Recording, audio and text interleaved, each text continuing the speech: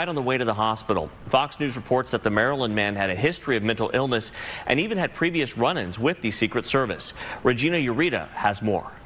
New details about the shooting that happened very close to the White House, as well as the shooter involved in this incident. I want to describe a little bit the scene tonight. We're still seeing a large police presence, the Secret Service on standby, as well as MPD, and just a number of patrol cars here on Pennsylvania Avenue and 18th Street. But I want to get to video here of what happened just earlier. As mentioned, we have those new details. The Secret Service says just after 6 p.m. Saturday, a man approached a security checkpoint near 17th Street and Pennsylvania Avenue, pulled a gun from a bag and opened fire on officers. Secret Service officers returned fire. He was then taken to the hospital where he later died. Officials say a bystander was also hit by gunfire, but investigators are still trying to determine whether that person was shot by the suspect or caught in the crossfire. No Secret Service officers were hurt. The president, we can confirm, was inside the White House at the time but was not impacted. Now, multiple sources tell Fox News Digital the suspect was 21-year-old Nazir Best of Maryland. Sources say he allegedly had prior encounters with the Secret Service and a history of mental health issues. And the investigation remains active here on scene. We are trying to get more details and more confirmation from law enforcement, perhaps even the FBI. But as soon as we hear any new information, we'll be sure to update. Back to you. Oh man, his name sounds like he's a person of the sand. Is that who he is? He's actually. Let me get an image of him. Sorry, that was just my racism shining through. He's a black dude from Maryland. And he's got mental. It's always young people, man. Dude, we need to make mental institutions great again in America, because this is not acceptable, man. That every other day, not even just all these attacks like on this, but like you see every day there's illegal aliens. And yes, I know people are like, there's plenty of Americans. There's plenty of Americans killing people too. But listen, every day I see some shit on the news about illegal aliens killing people by like running them over because they have licenses and they don't speak English, they don't read English. They're murdering people, they're raping people. Like, what are we doing in this country? Like, we need mental asylums back, like the way they used to be when we were young. It's because they fucking closed them all. It's because they closed them all, bro. I know, bro. I used to work for a company for 10 years that it was all group homes for the mentally and physically challenged. And there was so many people. It was during that push to get everybody out of the mental institutions. A lot of these people didn't belong anywhere but a mental institution. And that's not being mean. Like, they couldn't conform to society. They were just fucking mental places. We had people who would strip down naked, right, and climb out the window. They had to screw all the windows in the house shut. They would strip down naked and run around the neighborhood naked, butt ass naked, screaming. He was butt ass naked screaming. That's what the shooter looks like. No. I was saying that's the dude. Yeah. Yeah, he was talking about in the mental institutions he used to work in, butt ass naked people. But that's Nazir, the shooter. How old is he? They say how old he was? 21. Hey, at least it's not a white dude. It sounds about right. No, it sounds about right. Though. I mean, like, Secret Service before. So he wasn't a fan. No, but like you're saying, bro, he's 21 years old. He's young. Look at the rhetoric. Again, it's the rhetoric being put out by the Democrats. It's the rhetoric put out by the media. It's Trump, Hitler, Trump bad, Trump bad, Trump bad. This is you are ingraining this. You are ingraining this in people's minds that violence is okay.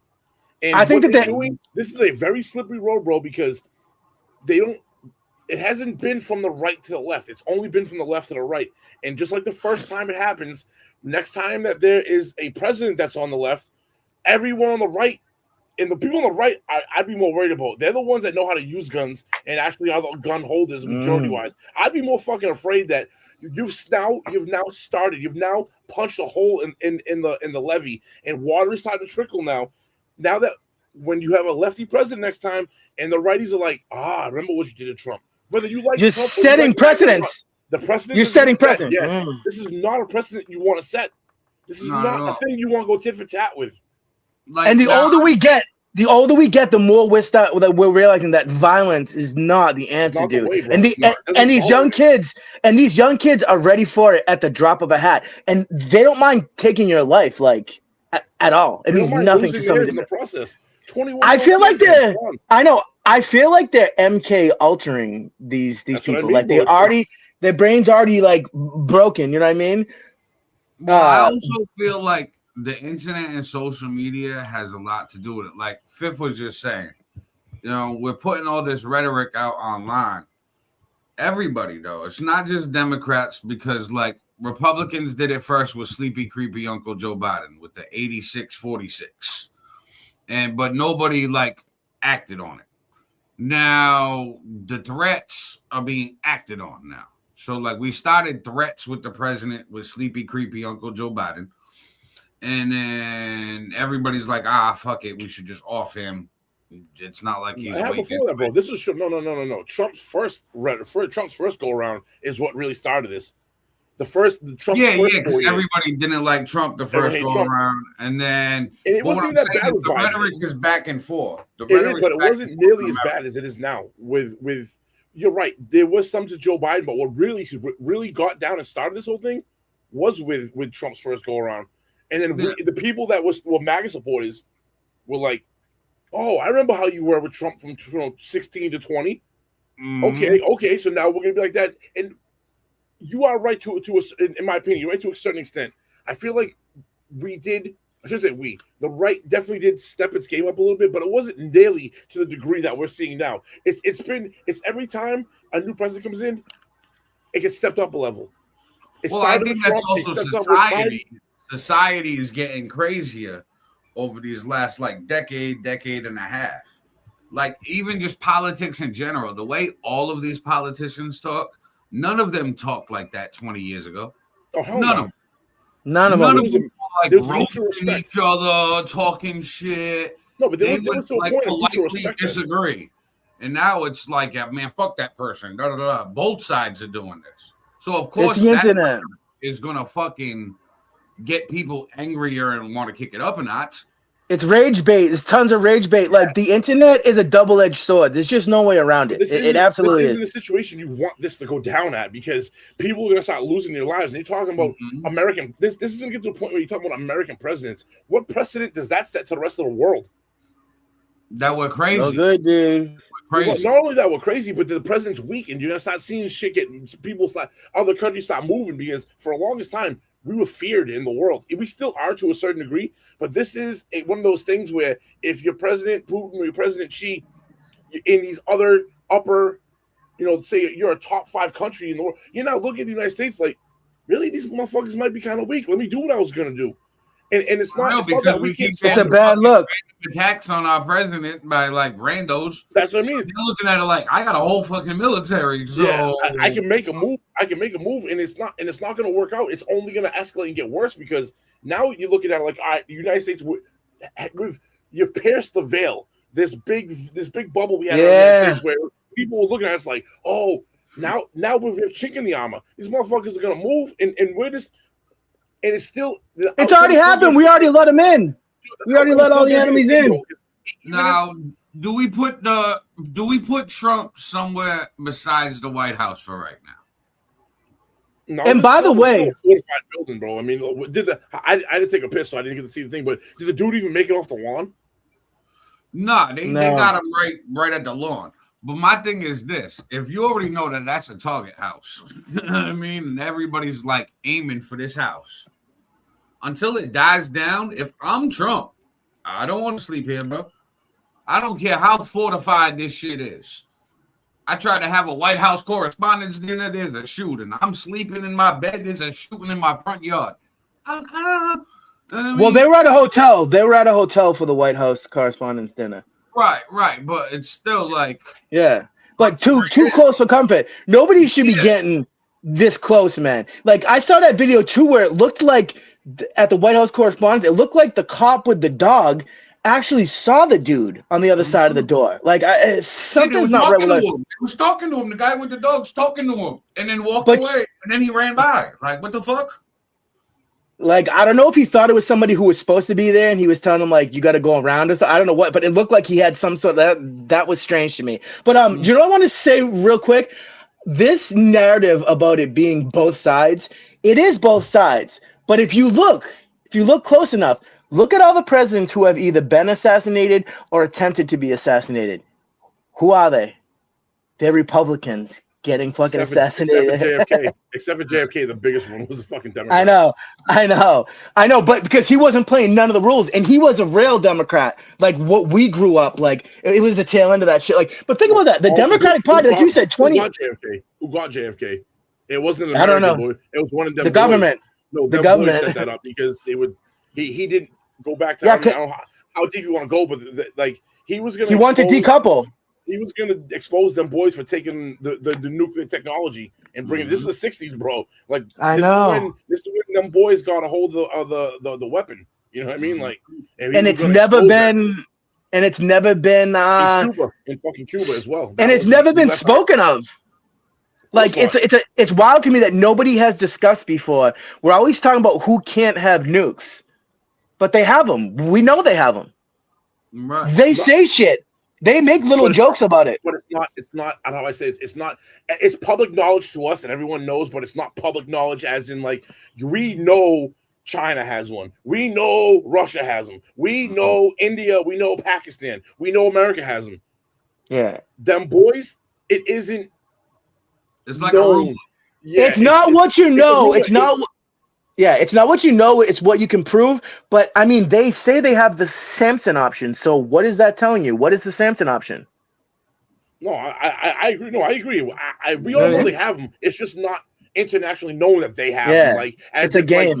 Like, they're not part of that clique. I mean, there's I forget there's an acronym of a group it's not that all household knowledge of like everybody in the world knows the other countries that FiF was saying that has nukes. We all know that. But it's not household information where everybody in the world knows. There's a group of all nuclear nations. There's a group of nuclear nations, and there's some acronym for it. There's some group of like whatever 7 countries that have them. They're not in there. You know what I mean? Even though they have one.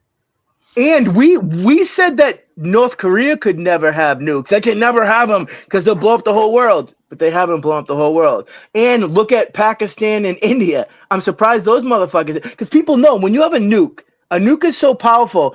The whole point of a nuke is that you shouldn't have to use it. It's supposed to be like, I have this motherfucker. It's mad. They won't do it because it's mad. It's mutually assured destruction. Yeah. The same reason why Russia and we didn't fire at each other when we had the Cold War for 40 years. It would just be buttons. People would just be pushing buttons. If I push the button, if I kill them, they're gonna kill me. So it's no point in trying. That's the point. Because we see the nukes launch, and we say they've launched nukes, and then we say, all right, what are we gonna do? And then we shoot ours, and then everyone's dead. And nobody wins. And then the other countries see those nukes coming, and they decide, since we're all fucked anyways, I might as well nuke my enemies. Like, that's how it goes down. Yeah, but everyone loses though. There's no winner there. Everyone loses. So that's why we all dead and nuked. Exactly. So that's why having them is actually a good thing, because then nobody fires them. It'll be a modern day Atlantis. That's one of my theories. Which is a lot of people's theories, but that's what happened to Atlantis. That they became so technologically advanced that they had weapons that were, like nukes Atlantis or something. Underwater. Just blew that shit up. Atlantis is underwater, bro. The last time we had one of those, what was it the Younger Dryas in 11,000 BC, when the fucking melted with the ice caps melt. Yeah, well, it re-terraformed the Earth with the amount of water. Water level was a lot lower. All the glaciers, huge fucking chunks of ice, Now I got a question because this is in the news too. Yeah, How do we feel? Now, first off, we've heard everything in the news about January 6th, and now they're talking about reparations for the people who got convicted and pardoned. So, can I go first? Sure. I can't wait to hear this. Yes, Paul. So I feel two different ways about that though, because I feel like there were people who went in there and fucking smashed out windows and rubbed shit all over the wall and stuff like that. Like, those people shouldn't be getting a reward for doing that. But there were like grandmothers who just like barely walked in there and got fucking locked up and spent tons of fucking money on lawyers and shit. Like, so I feel two different types of ways about it. You know what I mean? I think it could be a good thing, but I think it could be abused too. So we got a clip of a few senators talking about it, Republican and Democrat. Check this out. We'll talk. Do you think January 6 rioters, those who were convicted then pardoned, do you think they should be eligible for this slush fund? Yes or no? I do not. If they have been convicted, I do not. If they engaged in violence against police officers, I do not. Having been a victim myself of Arctic frost, I can say this. The Biden administration needs to be held to account, and everyone that colluded with them, whether they be in the government or whether they be private sector participants like Verizon. I mean, the judge in this case basically said, this is corrupt. The judge said, this isn't a real lawsuit because Trump is just suing himself. And if he gets away with it, with this slush fund from the IRS, he's going to do it everywhere. He'll sue every federal agency with some bogus claim.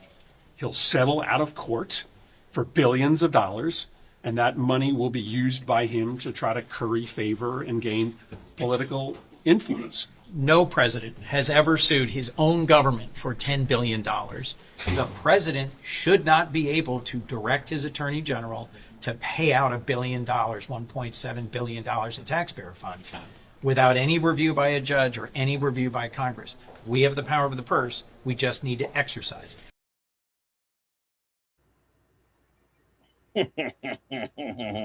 That's a lot of money.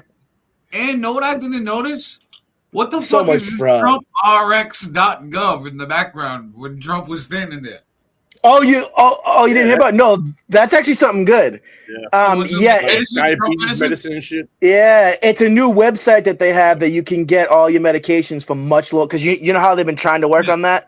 We pay stupid money for because they want us to be a best price in the nation. I think that's how it said. Like basically our prescriptions are so high because we subsidize prescriptions for all these other countries. You know what I mean? Like, but we do that. We've done that for a long time. It's the way our healthcare system set up. We have a capitalistic healthcare system, so that and you know what's wild? Set their prices like diabetes. So basically, Trump is cutting the throat of the fucking pharmaceutical company. Yes. Healthcare wasn't. Like, just come to me. I got it for the low. Yeah, healthcare wasn't perfect before Obamacare, but Obamacare has fucked it up, dude. Like nobody can deny that shit. Even people who were involved in it say it. Bro, I have a crazy bad opinion about this reparation shit, and this is gonna go to race. I don't want January 6 people to get reparations because I was thinking that too. I'm gonna say it. I don't care. This is gonna set black people off. It's going to set the black community off because they already feel like they owe reparations. And then seeing January 6 people get reparations is just going to make the racial divide even worse than it is now because they're going to start demanding it. And they're going to be very mad. Oh, they're going to be fucking heated, bro. Dude, that thought popped into my head. That's funny you said that. Probably start a race riot, civil war in America. Because why did they call it reparations? Like, that's the whole problem. You know what I mean? Like...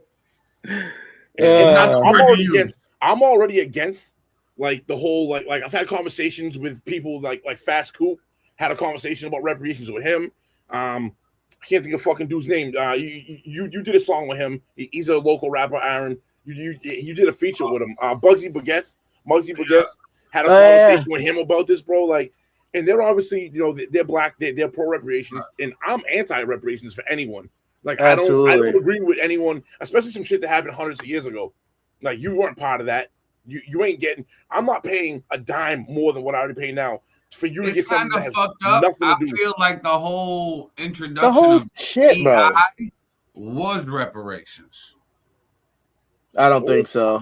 In my opinion, DEI introducing that was reparations.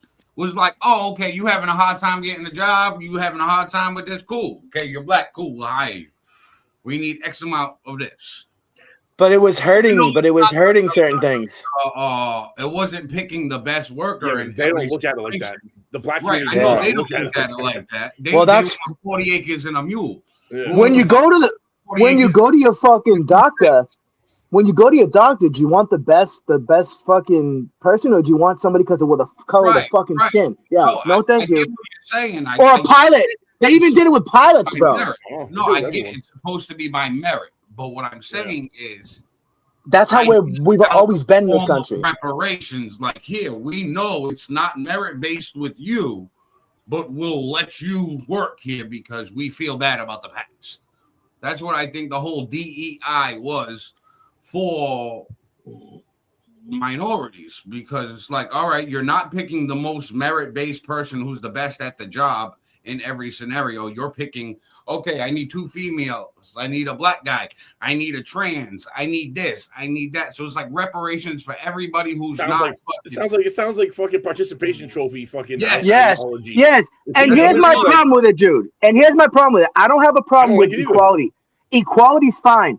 But this equity shit, that's the nonsense shit. Equality, you know what I mean? Equality isn't supposed to equal outcome. Equity doesn't mean shit either. It's made up shit. It is. Right. It's a divide tactic, and everyone fell for it. Well, a vast majority of us fell for it. That's why I think it was like a reparations type thing, even though it was like, here, we'll give you something to shut you up. No, FiF just hit the nail on the head. Most of this shit is meant to divide us. Absolutely. Because the DEI divided us. Because we all have more in common. We all have more in common than not. Like, if you sit down with somebody that you don't even think that you agree with, and you're able to have a civil conversation. They want it to appear like race warfare when it's really not. This is it's class warfare. It's the rich versus the poor, dude. And there is no middle class. There is a middle class, but it's crumbling. Really, they want 2 classes. They want wealthy and they want low class. That's it. I agree. Middle class, because the middle class, you have skin in the game. You have enough skin in the game where you're just important enough to have a voice. And your voice, more times than not, when you're in the middle class, you side with the lower class. And the upper elites don't want that shit. They want us to. They want to be such a divide, such a gap, a chasm between. It's the 99% versus the 1%, pretty much. Well, again, if you look at it, dude, there's only so much. There's only so many seats at the table. You can't have, you know what I mean? Like, you can't have everyone at the table with a voice. Nothing will ever get done. Like all of the race, whether that's right or wrong, again, that's I know. But all of the race stuff is just a weapon, man. Like in Virginia, where they're claiming the whole redistricting shit they did, that it got knocked down, they're doing all these rallies saying, Thank you. They're doing all these rallies saying it's racist, Bro, tell me that 2 of the Supreme Court justices aren't colored people. Like, it just, your fucking narratives don't work. They're not working anymore. Oh, they still work, bro. They still get, bro. They've identified to people who are dumb. They've identified a huge swath of the population that are gullible and easily manipulated, and they love identity politics, basically. But that doesn't make sense, though. They pull on people's heartstrings. They pull on people's emotions. Yep. So it's all emotions. So it's if somebody feels like they're being wronged, now they're gonna get angry. I feel. So it's like, oh man, I feel like you going against me, so now I gotta act out, and then now we got fucking shootings at the White House. And bro, that's a big problem. Even the MAGA supporters, to some degree, the MAGA supporters are the same way with Trump. Because I'm even to the point now with the MAGA situation where, like, I've watched debates where people have debated MAGA supporters and made MAGA supporters look outright fucking dumb, because it's when they start to break down these debates, the MAGA supporters don't have any. There's no information behind it, what their opinion is. And when these lefties start debating these MAGA guys, they look stupid on camera, bro. And you look at them like, well, this is also cultist, because you're blindly following someone without having the same without having that same kind of information to arm your debate. It's not as bad as the way that the lefties have done it with social media and mainstream, but the MAGA supporters are also in that same camp, just not to that same degree. I think if you go ones in right field, vice versa. I feel like if you go too far to the left or the right, you just lose your mind. Aaron, pull up that comment. All right. What does it say? Three white guys that don't agree with reparations. LOL, not a good look. Why isn't it a good look? Hold on. No, hold on. Joel F. Baby. Where do you think reparations are coming from? They're going to come from tax money. I have a job. That means it's coming from my money. So I shouldn't have a say of where my fucking money goes? Are you bugging, dude? Are you okay?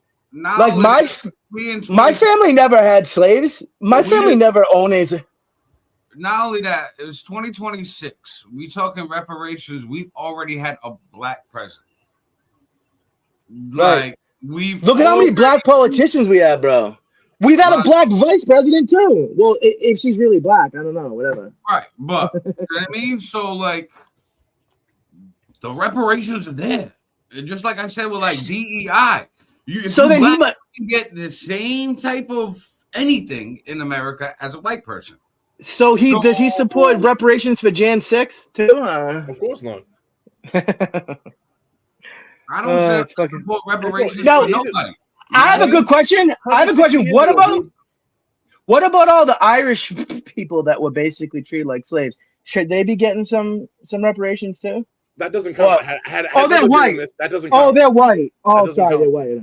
Like the original slaves. That's great that the you word brought slave because, comes like from Fif was saying Slavic. earlier about the January 6s and not giving them reparations because it'll open the door for blacks. Well, if we opening that fucking door, right? Well, we'd have to do it for the blacks. We'd have to do it for the Irish. Yeah. Let's just give everybody. How far back do we go, and where does it start and stop? Because we've had this conversation before. If you really want to break this down, you name me one country that hasn't had slaves, that hasn't tried to expand territorially, and then go to their neighbor and be like, and when I raid you, I'm not only taking your resources, I'm gonna grape your people. Women. I'm gonna grape your women, and I'm gonna take everything from you, and then I'm gonna enslave your young males so that they don't rebel back. So explain to me where and when. Joel said Jewish people got theirs. What's the difference? Now, the only reason, in my opinion, the Jewish people got theirs is because they control the not even the same thing. They control the money in the world, anyways. So guess what? If they want to reparate themselves, they run the bank. Hold on. Did Jewish people sell Jewish people to the Nazis, or did Africans sell the black guys, the black people, to the Americans? Who profited off that? What again? Let's go back to this. Ready? Why am I going to pay money? Why am I going to pay reparations when your people sold you? I didn't sell you. The white people, the black people sold black people to white people. How about you go to the Africans over in Africa and say, "Give me my reparations. You sold us. You sold me out." Yeah. Plus, do you know that there are over 8 million modern day slaves in Africa? You can look that up. You can take that to the bank. Where's the fucking outrage for that, though? In the Middle East, too. They still slaving. 160 years ago, 160 to 250 years ago, hundreds of years ago. I'm now in 2026 supposed to fucking pay for that? When like Paul, like what you were saying. When shit's already bad enough. I never owned a slave. My family never owned slaves. So the fuck am I going to pay for that shit? Fuck you. If you want, they should have done it. They should have done it way back when, right? That would have been the correct way to fucking do it. But they didn't. So you're gonna cry about spilt milk 150 fucking years later, bro? Nah, man. So now, that's victim mentality. So now here's the problem. But can I say something quick? Here's the problem. How are you gonna give it to? You can't just give it to everybody who's black, because there are black people that nobody in their family have ever been enslaved. So how does that work? It doesn't. It's impossible to try and trade. It's not impossible, dude. It would take. And then they're gonna cry. I wish we could get need to somebody do up DNA here. tests and genealogy and all this other shit to make sure it got to the right person. Bro, Then it would take cost 3 times more money to do the process than to give the money. You wouldn't even see money until 21. You wouldn't even see money. That money wouldn't start rolling until 2100, bro. You know how long that would take? Exactly. We're just fucking screaming into the ether. I think it would be nice if one of these people who say all this shit would actually come up in here and debate defend it and tell us why we should pay. No, we've never owned slaves. We've never had no part in it. Why should we be paying for that? Because that's where the money's coming from. Mm-hmm. And I feel like the American taxpayers are already paying. Like Styles, what you said earlier was a good point. If we were to do reparations, the only point it would have made sense was right after slavery. Mm-hmm. They were supposed to get 40 acres and mule, and it never happened. Right. So if America, blame America, not America. And Obama didn't give it to him. Obama didn't give him 40 acres and a mule. The Great Black Hope. So I mean, didn't give himself one. No, he's the one who got all this bullshit, all this division started in this country. I don't give a fuck what anyone says. That's facts. He definitely didn't know. Fucking silly bastard. I don't think America was ready for a black president, and I think as soon as Obama came out, a lot of people who were like closeted, hateful people were like, I actually like. Off rip. He was a great orator. He could talk, and talking like that man can talk. And he acted very presidential. He did all his dirty shit under the cover of darkness, like all the bad, like, and the fact that he was basically fucking had his fist up Joe Biden's ass, making him. He was basically the president. It's called the Iron Fist with the velvet glove approach. Yes. Ask yourself this. Ask yourself this about Obama. Obama was the first. You get more bees with honey. What did he really do for the black community? I'll wait. Nothing. I'll wait. Nothing. What did he do for his own people? Crickets. I'll wait. He even said it. There's even a video of him saying, "Just because I'm black doesn't mean that I'm gonna do homeless stuff black." Like, yeah. Oh, really? So, man, I don't know, man. Thank you. All right, so I wish we could get somebody up here though. Nobody, no takers. Nobody's gonna come up here. So now we got to go to the Middle East. Hit up Muggsy Baguette's a fast coup. I guarantee they'll and they can talk. They're actually good talkers. They're good people to have this conversation with. And I actually had a good dialogue with both of them. Well, wait, the link Muggsy Baguettes. I know who Muggsy is, and who's the other one? I don't think I know him. Fast coup. He's a Cambridge rival, but I had good positive back and forth like dialogue with them. It wasn't crazy. The link is in the comments if anybody. I actually had a back and forth one time with that dude Muggsy. You're right. He's smart. Now I'm gonna get over to the Middle East because Trump just announced the new 30-day plan initiative. For Iran. Check this out. We'll talk about it. Yeah, hey, Charlie, good morning. Overnight, President Trump announced that an agreement with Iran has been largely negotiated. The president indicated there are still some details and aspects that have to be worked out, but he does anticipate there will be an announcement soon. A regional source who has reviewed the agreement told Fox News the deal states that U.S. forces will stay in the proximity of Iran for 30 days. The context here is that it signals to Iran that the military option remains on the table if nuclear issues aren't resolved or the interim agreement is violated. The source added that as part of the deal, Iran will receive oil sanctions waivers. Iran will also have frozen funds and assets eventually released worth billions of dollars. On Saturday, President Trump held a call that included leaders from Saudi Arabia, Qatar, the UAE, Egypt, Jordan, Turkey, and Pakistan, aimed at reaching a broader. What do you want? I'm going to stop that and then start it again. Because pay attention to this deal, because I really want to get on this point, because I don't think a lot of people are going to understand this. We're talking about releasing assets and a whole bunch of shit after these sanctions with Iran that's worth billions of dollars to Iran.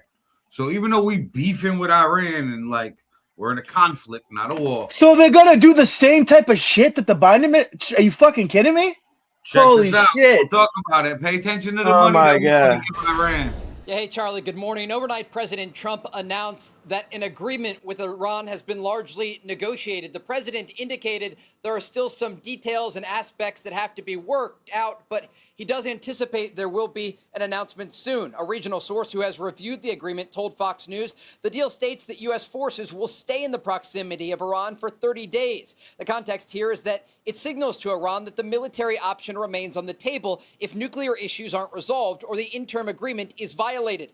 The source added that as part of the deal, Iran will receive oil sanctions waivers. Iran will also have frozen funds and assets eventually released worth billions of dollars. On Saturday, President Trump held a call that included leaders from Saudi Arabia, Qatar, the UAE, Egypt, Jordan, Turkey, and Pakistan, aimed at reaching a broader understanding. A separate regional diplomat told Fox News the call was very positive. Good progress is being made, adding that regional leaders were supportive of the progress and of the breakthrough President Trump achieved with the talks. We are still awaiting all of the final details of the understanding, but President Trump said the Strait of Hormuz will be opened. Shortly after, Iranian state media pushed back on that aspect of his Truth Social post, saying despite some Western media reports claiming a return of the Strait situation to pre-war conditions, what is included in the possible understanding is not a full return to the previous status, but rather the restoration of the transiting vessels to pre-war levels within 30 days. Secretary of State Marco Rubio said this today about the negotiations.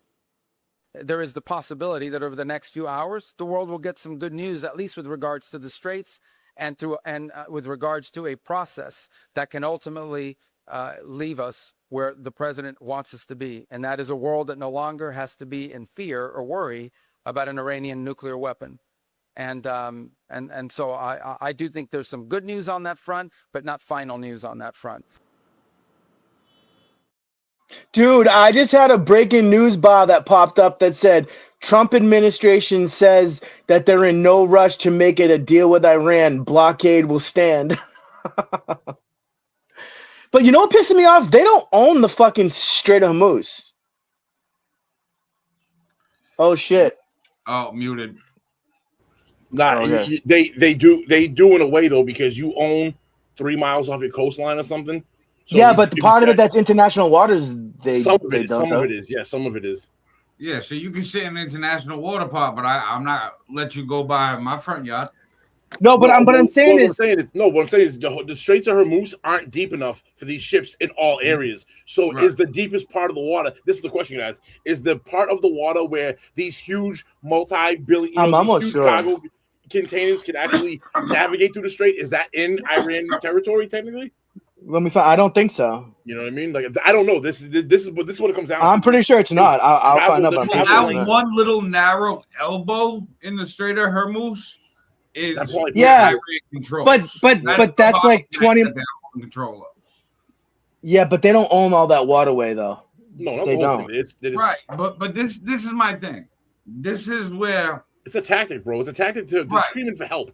But in the beginning of the video, did you hear the deal though? Okay, well, the military gonna stay there for 30 days. Then we're gonna waive the oil sanctions.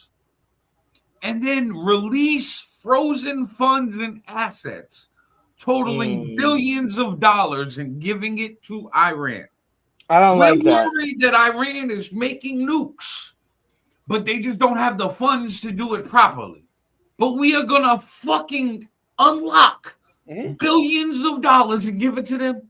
What now, Aaron, ask yourself this. If this is the plan, what is one of the only outcomes you can come to if you know that this is what they're setting up? And it sounds ridiculous. I agree with you. It sounds absolutely ridiculous that this is what we would do. Why would we do that? For what reason? We got to free up the oil right now temporarily. No, that just tells me we're going back there as soon as... Exactly. So we're giving them the ability to reform everything we just destroyed. So we can do this again. So we can go back and do it again. You're absolutely fucking right, dude. 100%. And it's like, okay, here, listen, I'm going to make it where, you can have time to rebuild his money, his assets, all this shit. The sanctions is waived. That way we can all eat. Oil prices go back down. We'll all recoup. America, the prices will go down for the summer, tourism, great money. I need to make this. And then we got to do something about the gas. I'm going to see you next year. I'll be back. What? Yeah, we got. Hey, I just looked it up on Google. It says that a majority of the primary transit corridor for international ships lie almost entirely within Omani territorial waters, which is the country across it. So these motherfuckers got no right. Right, but almost entirely. So that means there's a part that's not international waters, and that's probably the part Iran. No. It's still international, the part that goes in, but they consider it still their territorial waters. Technically, it's international waters, but countries do that though too. Like, so it's but at this whole point, we in a conflict. You think I'm giving a fuck about rules if I'm Iran? I don't care whose waters it is. I don't want you to come by. I don't care if it's mine, yours. Hey, listen, because if they don't do this, this is a desperate attempt to be. We can wait them out. That's the thing. To haul in international nations to back Iran, to put pressure on the U.S. to back the U.S. out. That's exactly what this is, because they know they can't win. Now, Paul, you go back to gas prices, right? You said, so we need to some more gas prices. Here's something Massachusetts and the federal government both can do, which would lower gas almost $1 a gallon. Suspend the gas tax in Massachusetts, Maura Healey. I don't know the exact amount of money per gallon it will come off, but I saw a recent study that said I think it's 21 cents. If the federal gas tax was suspended, it would drop instantly overnight. Drop gas by 40 cents, and that's per gallon. So now you're looking at $4.50 a gallon on average, down to $4.10. Suspend the gas tax in Massachusetts, and you're sub $4. Now it's still upper three. It's still bad. It's still not $2.50 on what it was, or $2.70 like it was, but it's better than $4.50.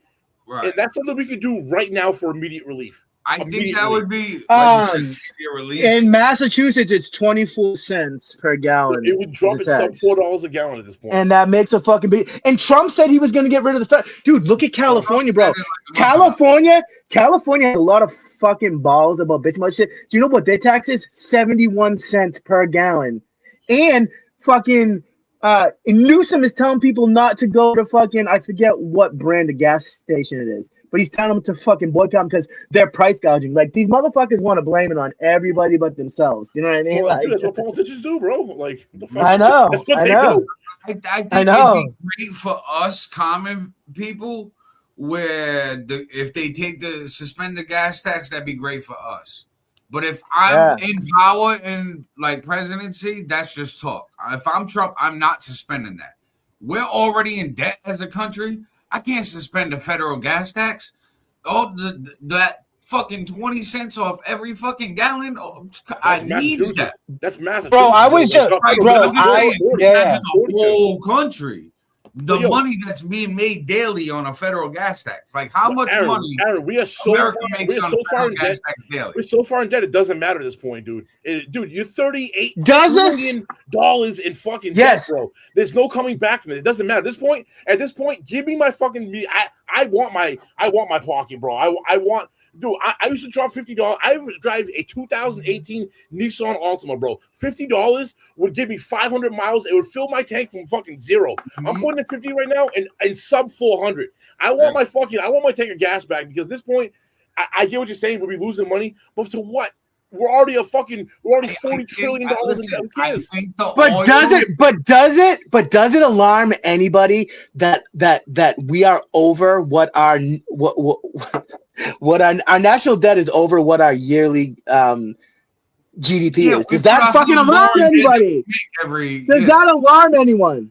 Yeah, of course it does. But we have idiots in power, no matter what side, left or right. They're all idiots. This is why what we're headed towards, whether we like it or not, and it's going to depend on if it's a bad or a good one. We're heading towards some type of a reset because this is not. It can't stay like this. Price us out of gasoline cars. They've been trying to get us to get rid of gasoline cars for 15 years already, since the first Prius over a decade and a half ago, and nobody wanted to do it. Guess remember what? Cash for Clunkers? Remember Cash for Clunkers? People out where, guess what? We're not getting the mileage per gallon that we used to. It's going to go up to 5. They did that. They did that on purpose, man. Is saying that in Massachusetts alone, in July 4th, they're saying we could hit $6 a gallon. They're predicting. Yeah. Okay? So there go summer plans for people on road trips or whatever. So they're phasing people out of cars and oil and gas. We didn't want to give it up. They've been shoving it down our throats. So EVs. Bro, you can't support it. But our electric grid can't support it, and we're not building. We're not building any facilities that are producing energy at this point. As a matter of fact, we're taking energy out. We're building huge data centers that are requiring huge amounts of water, huge amounts of. I was just gonna say that. I was gonna say, watch that pretty soon. Pretty soon. Doing though is they're incorporating more public transportation. They're gonna want people to be like China. You can't force people to do that though. They can't if the price is too high, bro. Shit's nasty, bro. Think that we have that free will of choice. We don't if they phase us out of it. If they because of these data, it becomes like $20 a gallon of gas. Bro, I'm not fucking driving nowhere. People that live in Fall River, New Bedford aren't taking the guys from Boston. It's not going to happen. You're going to destroy the workforce. You're going to crumble the little bit of economy you have left. You're going to crumble it. Is what's going to happen. But they're going to do like some of these bigger cities like Providence and Boston, putting e-bikes and scooters and more buses. But that's that's for Boston. That's internal. That's not for others. And if you look at like Boston, for instance, Fall River and New Bedford, bro, there's free buses. All the buses are free. They keep waiving the fee. They don't go to Boston and shit. That's what I'm trying to say, though. The Boston's where the money's at. This is where people go to make people like on the South Shore drive to Boston to make money because the wage is higher. Right, but fam, what I'm saying is they're building the net. Okay, so and the last few years they made the buses free. They brought the train down. Now they have a new thing where you can take a bus from Fall River now to Brockton and Taunton for $1.50. Now, yeah, so how is that going to be sustainable? How is that going to be sustainable? Right, you're right. Free People have buses. to do it, but what I'm saying And is, then right people now do it. we have the ability to drive because it's still cheap enough.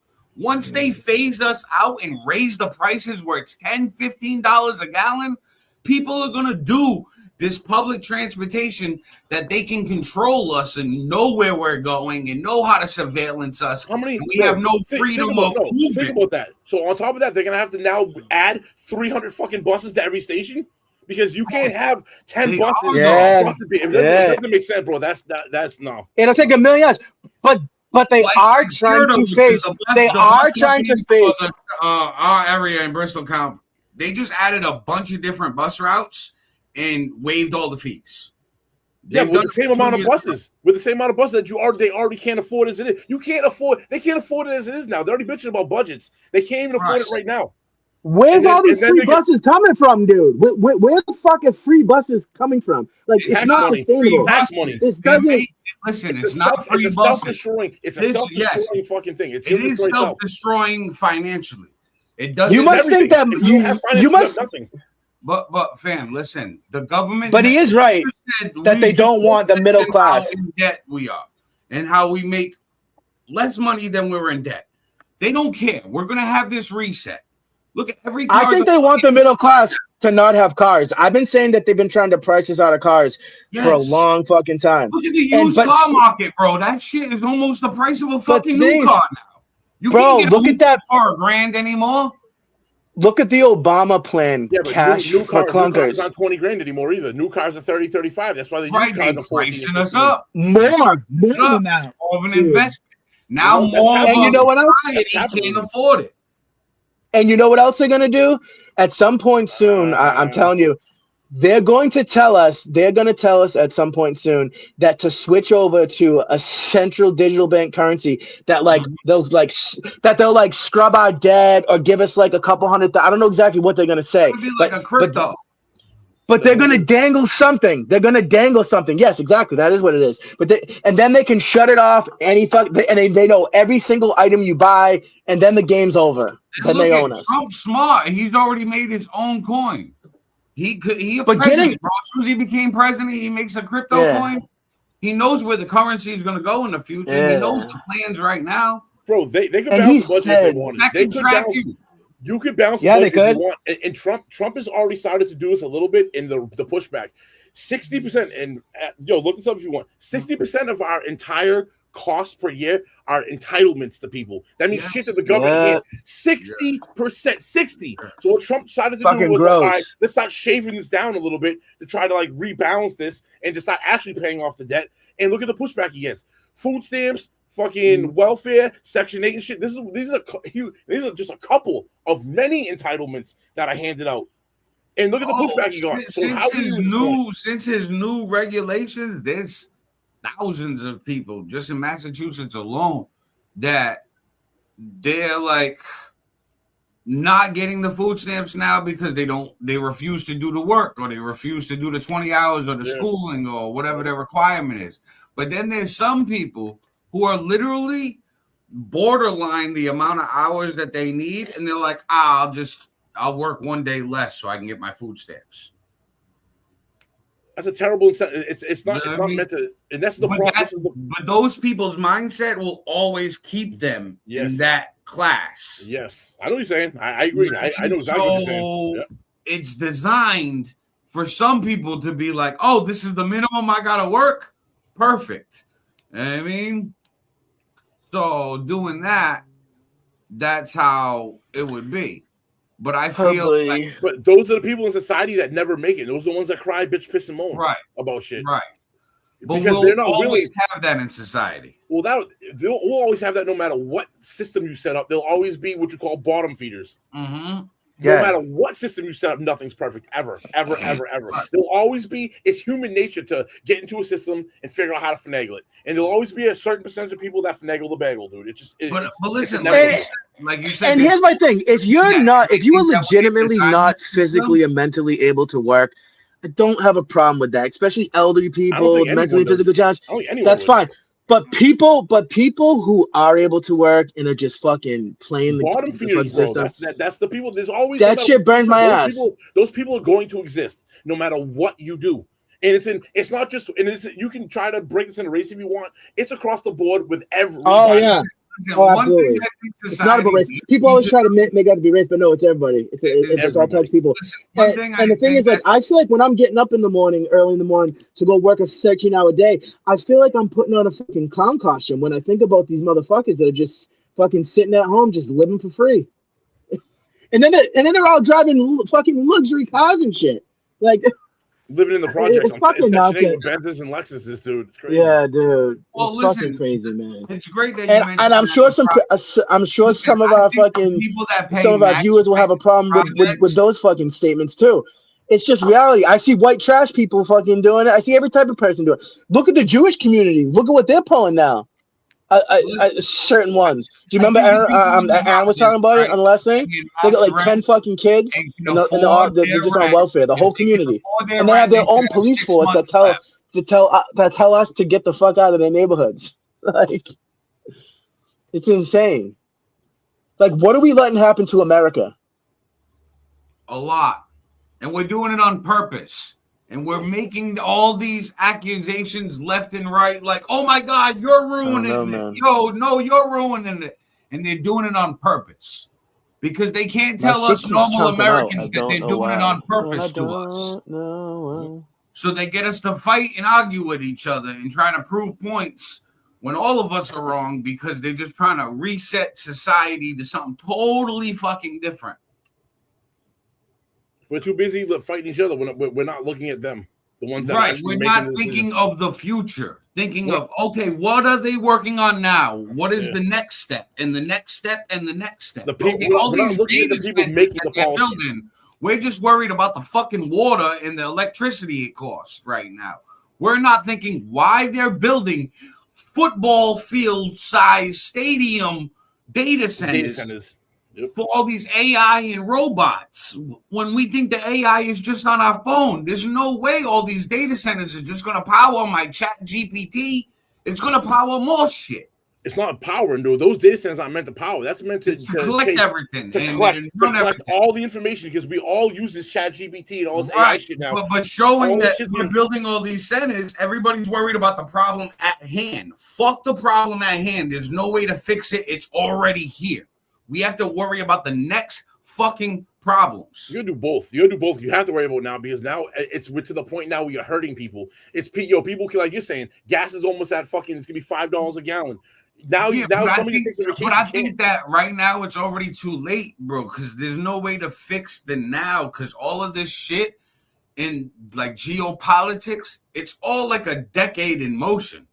It takes like time for all this shit to roll out. So it's not like we can act on it now and fix it now. No, but this shit you can do to ease things now. Yes, like the federal gas tax, the state gas tax. This thing that could ease things.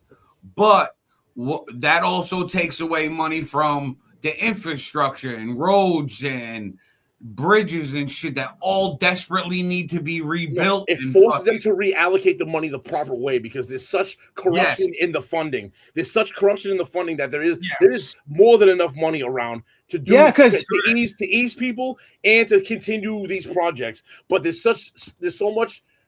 I'm gonna make sure you get this contract. You back pay me this. That money that they're getting back paid isn't coming out that pocket. It's coming out the contract. But they'll never get rid of that corruption. So we have to factor in the corruption. As low-income people, we have to factor in. Okay, they're gonna steal a bunch of my money and not use it properly. There's never gonna be a scenario where we weed out all the corruption. We'll weed out instances like people will get thrown under the bus. The Leering Center, Minnesota. Okay, guess what? You're the scapegoat right now. All of this shit, there'll be people exposed, but that system will never end. It's just human psychology. The people, if you're in power and you got the power to fucking fuck somebody over, there's gonna be some people that aren't morally right, and they're gonna be like, "Fuck that! I want money." So there'll always be that corruption. So we have to factor that kind of into our budget. Now, the percentage of it, we should obviously try to get it as down as possible because it's ridiculous. I think we'll clear it up once all this AI goes in, because they're not going to be able to fake the funk when all of these. You think the elite's going to give that up because in AI, dude, they're going to train AI to only focus on us, not them. Well, that's already what they're doing. Dude, they're already doing it. They're already doing it. Saying right now, there's no way they're going to give up that system. You think AI is going to come in and then everything's going to go to fucking? No, but I think that's when the power shift goes. I think that's when the power goes from the government to these tech companies, and I feel that way because look at Trump's China trip, bro. He brought the CEO of NVIDIA, he brought Elon Musk, and he brought some other tech dude. The three, four people you're bringing on your trip to represent American business is all this tech and AI shit. But Joey's right. But Joey's right. The fucking elites. Who else would you bring? You're gonna bring generals? The elites generals with you to make it look like you stepped. No, not at all. But what I'm saying is, it's so obvious. But we have to look at these people and what they represent. Represent tech, AI, robots, self-driving cars, all of this shit. But I agree with Joey. They're gonna try to keep the best. Hey, this is America's future. Why is Americans not paying attention to that? The elites are gonna fight each other. The elites, guaranteed. The fucking elites are trying to find a way to control AI, so we don't fucking get like the exact like full version that they fucking get. You know what's funny? Dude, it's Google. I know. Right now, bro. Yeah, we don't even have full access to the internet right now. Exactly. I know. Of it. They can do the same thing with AI. We're being controlled. We're being controlled. Yes. They did it in our face, but we're too fucking dumb to realize. When you go on ChatGPT, they have the free version and the paid version. Yeah, I have the paid version. Yes. You know what I mean? Yeah. So with the paid version, you get more than the free version. So but there's more than there's levels to this shit. Oh, everything. Facts. Hey, did you hear, by the way, when they left fucking China, at the stairs to the plane, there was a bunch of trash barrels, and anything that you were given or got in China, you had to fucking throw away. Everything. Obviously, that's rich, bro. For a country that does nothing but steal from everyone else. No, but you know why? It's fucking rich, bro. No, but no, because they don't want any fucking bugs from China to get on the plane. They didn't even bring any of their phones. They left all their phones home and got burners. You're saying China? You're saying China? I thought you meant China wouldn't let them take it. No. Trump and his entourage, before they got on the plane, they all had to throw everything away. I thought China wasn't allowing them to take it. I get what you're saying, though. Yeah, but I'm sure they do that shit too. Level of distrust. That shows the level of distrust. We don't trust China. And speaking of slaves and shit, bro, you know China has fucking slaves, man. The Uyghurs, bro. But you don't hear nobody talking about that. Only about what we did fucking hundreds of years ago. Like, that's what burns my ass, dude. Well, fucking retarded. Now, we need a sound effect. Speaking of China, we have a video that I'm going to play. Yes! Transition! Being asked if it's possible for Chinese vehicles to be sold in America. Check it out. We'll talk about it. Is that a magenta tie? It's hard to tell. It's like a purple tie there, right? Thank you, Mr. Vice President. So this guy insists that he has the real purple tie. So I'll give you a question too. Go ahead. Thank you, Mr. Vice President. Two questions for you. One on Iran and one on China, given the president's trip last week to Beijing. On Iran, you met on April the 11th with Iranian negotiators, including the foreign minister. Is it your sense, Mr. Vice President, that they're just stringing the U.S. along? That's the sense from lawmakers from both parties. And then on China, you come from a state that manufactures a lot of automobiles. Is it your sense that within this term that you have with the president, that China-branded vehicles will be sold right here in America? Well, I think that what the president has shown a willingness to do, unlike any president in my lifetime, is to protect the American automotive industry. We're not going to let the American automotive industry disappear. There are a lot of ways in which we've reinvested, in which we've tariffed foreign competitors to ensure that American car workers, American auto workers, and the products they develop are going to be made right here in the United States of America and also available right here in the United States of America.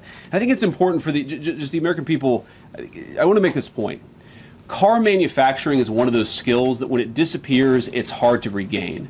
And when you've got people who can build complex machines, and our great workers in Ohio, Michigan, and elsewhere, they do a very good job. They also, God forbid, in times of national emergency, can be called on to manufacture other complex machinery. So it's very, very important that we protect that native auto industry. The president has done more on this than anybody, but we're certainly going to keep on working at it. You asked about being strung along. Look, you never know until you know, right? What all we can do is negotiate in good faith, try to find a pathway that accomplishes the president's objectives, that accomplishes the national security interests of the American people, and gets this thing in a good place. I think somebody earlier asked this question. I am not certain, and I'm not going to be certain until we sign a deal that we have a deal, but I feel confident enough to keep on doing the work and to try to find a good deal for the American people, and that's what I'm going to do. So Yo, I picked up on something. He said kind of funny. He said the car manufacturing industry, because these guys can build complex machinery. Now he's referring. Now think about it. He's referring it to building cars. Now think about the application of what he said. He said he didn't say we have guys that can build cars. He said complex machinery. What if this is a little conspiratorial? What if? And this is a huge reason why they won't allow the car industry to die, is because in a time of war, could those same manufacturing plants be converted into building tanks, planes, missiles, bombs? Because think about what he said. Think about his words. They're already doing it. I just saw some shit about this the other day. They're already asking them. He cryptically kind of gave his position away. If you listen to what Aaron, you heard what I heard? Like, yeah. Did you hear about all the new shit that we ordered? We just ordered like 25 ice cutters, like those ice cutter boats that we only have one in Russia. But what I'm asking is, who's building them? Where's the manufacturing being done? Is it in the United States? Well, so we tried to. So I know about the boats. So the cutters, we tried to do it here first, and we've never made them before. So it was too like front heavy. So we went over to Finland, I think it was, and so it's our guys, but they're showing us how to do it and shit. So because they're like the pros. Is it that we don't know how to do it, or so we don't have the ability to manufacture them? Like, what's the? We made one. They said we made one, and it wasn't. It was too front heavy. But what did you say, Aaron? I know that there's this guy in California that has autonomous warcraft.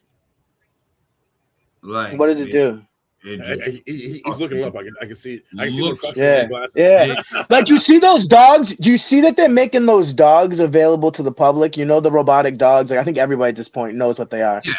Oh, so they made in Boston. Hold on. Boston Dynamics. So now instead of having Alexa, like an Alexa style device in your house listening to you, now you have a companion listening to you 24/7.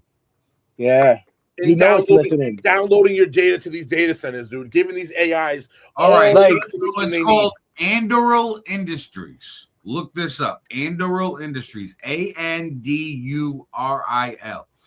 Anduril develops autonomous drones, counter-drone defense systems, and autonomous sentries. The company is currently building Arsenal One, a massive autonomous weapons factory designed to mass-produce military robots and drones. And the CEO, his name is Palmer Luckey. He's 33 years old. He's got a mullet and a goatee.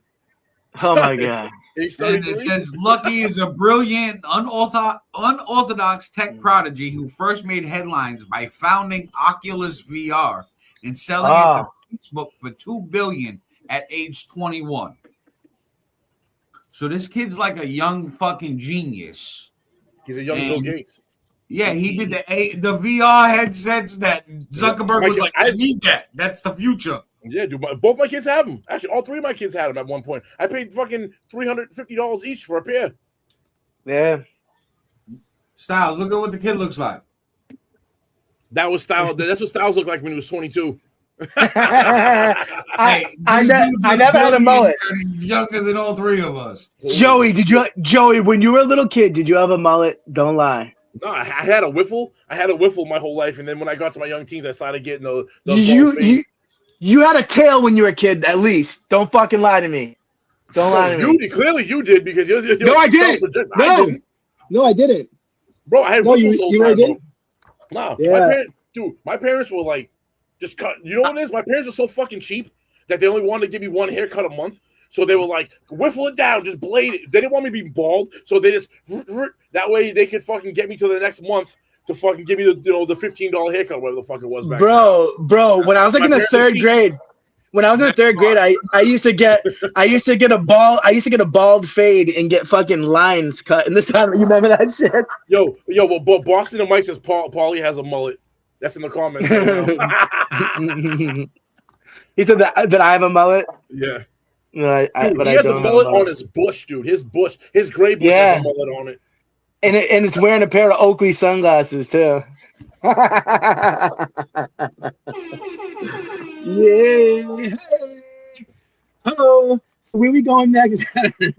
away from the balls mullets.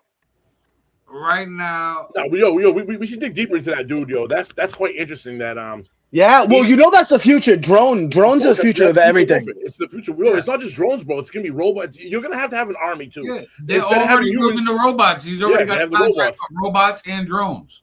But are they gonna be Terminator? Are they gonna turn into Terminators? When you have outside people like hackers that know how to make code, that is inevitably gonna happen. Yes. Yeah. That's going to be one of the cyber warfares going on. When think of 50 years from now, there's no more standing human army. There's no more standing humans driving planes or even ships at this point. Yeah. Everything's automated. Everything's autonomous and automated, right? Now hackers have become the next wave of most important things because now I can hack into your military. I know you're about to attack me over here, right? I'm gonna hack into your military over there and fucking destroy or hurt or make them fight each other. That way I'm not getting attacked.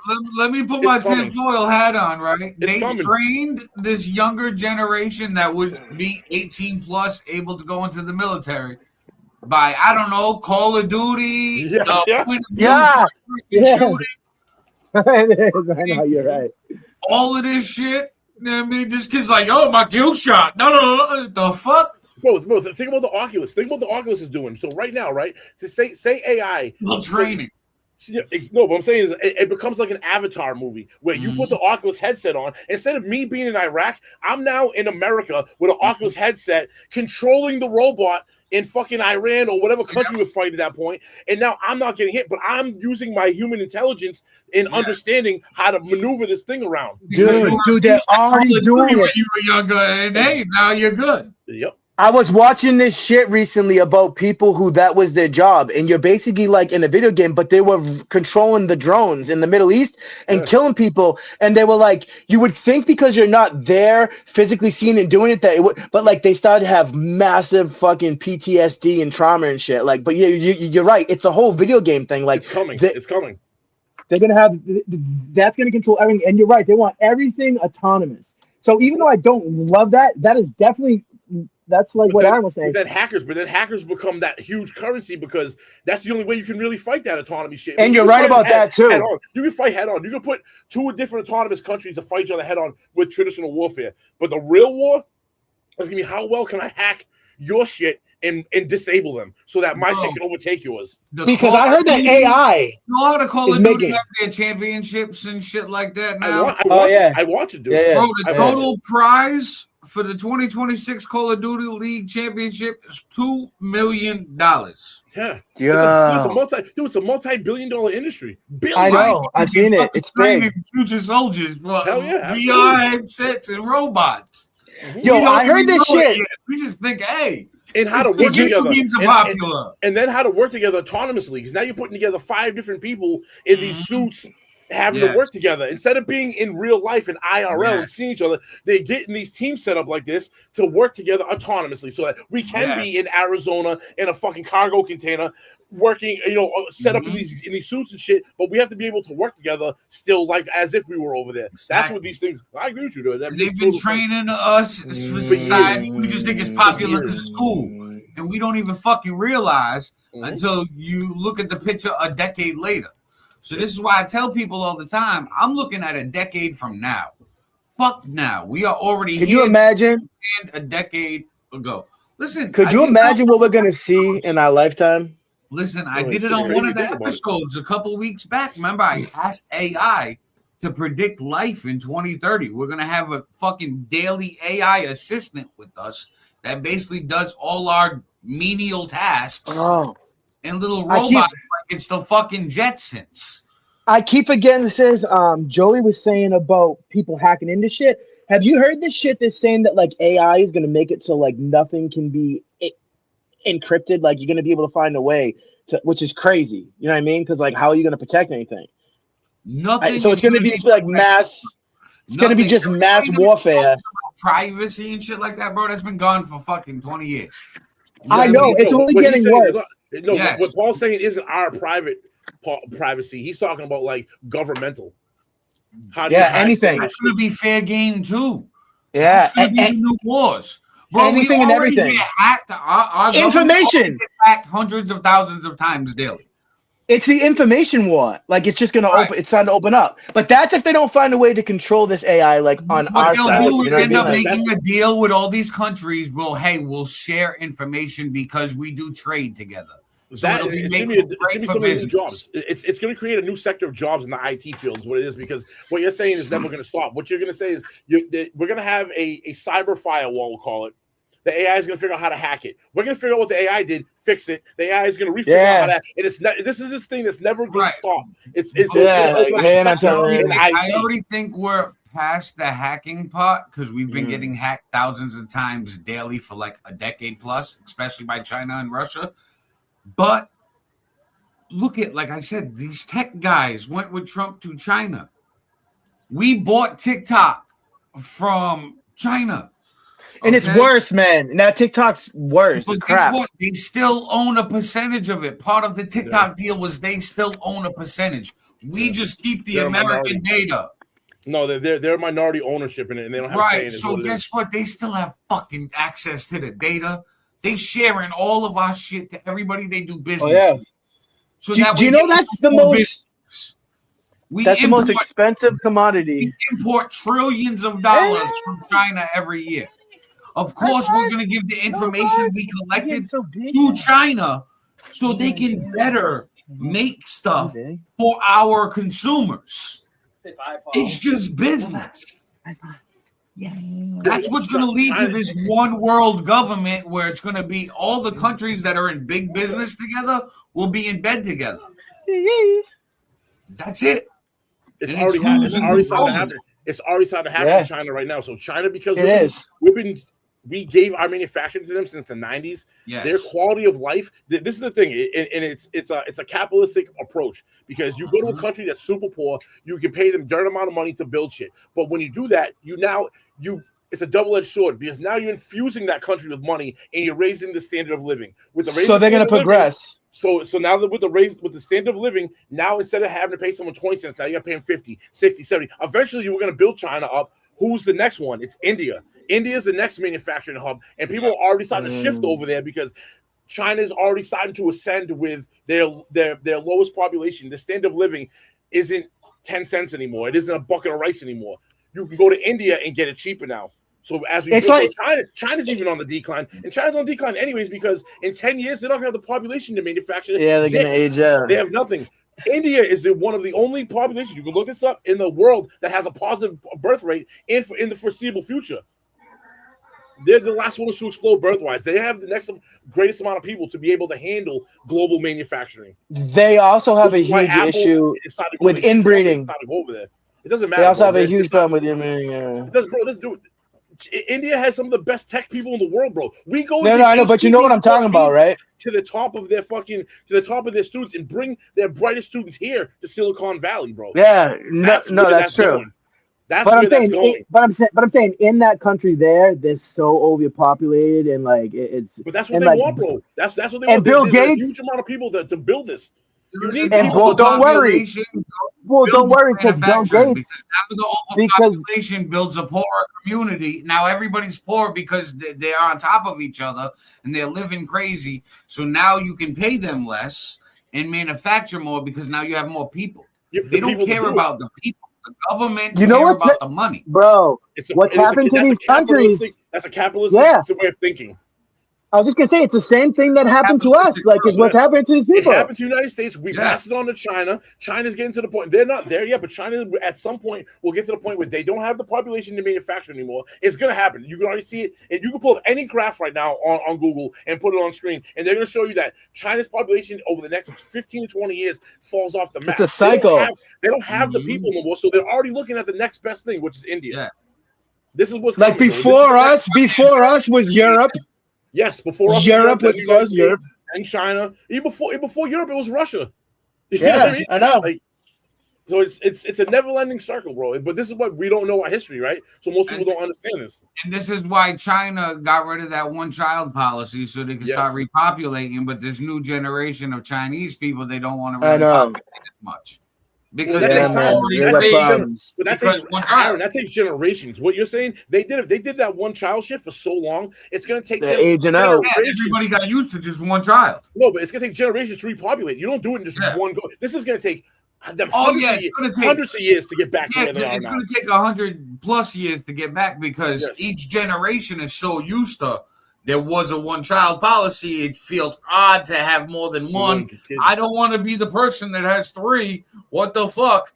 You know what I mean? And do you guys know? Do you guys know the dark? Genetically, what happens to that?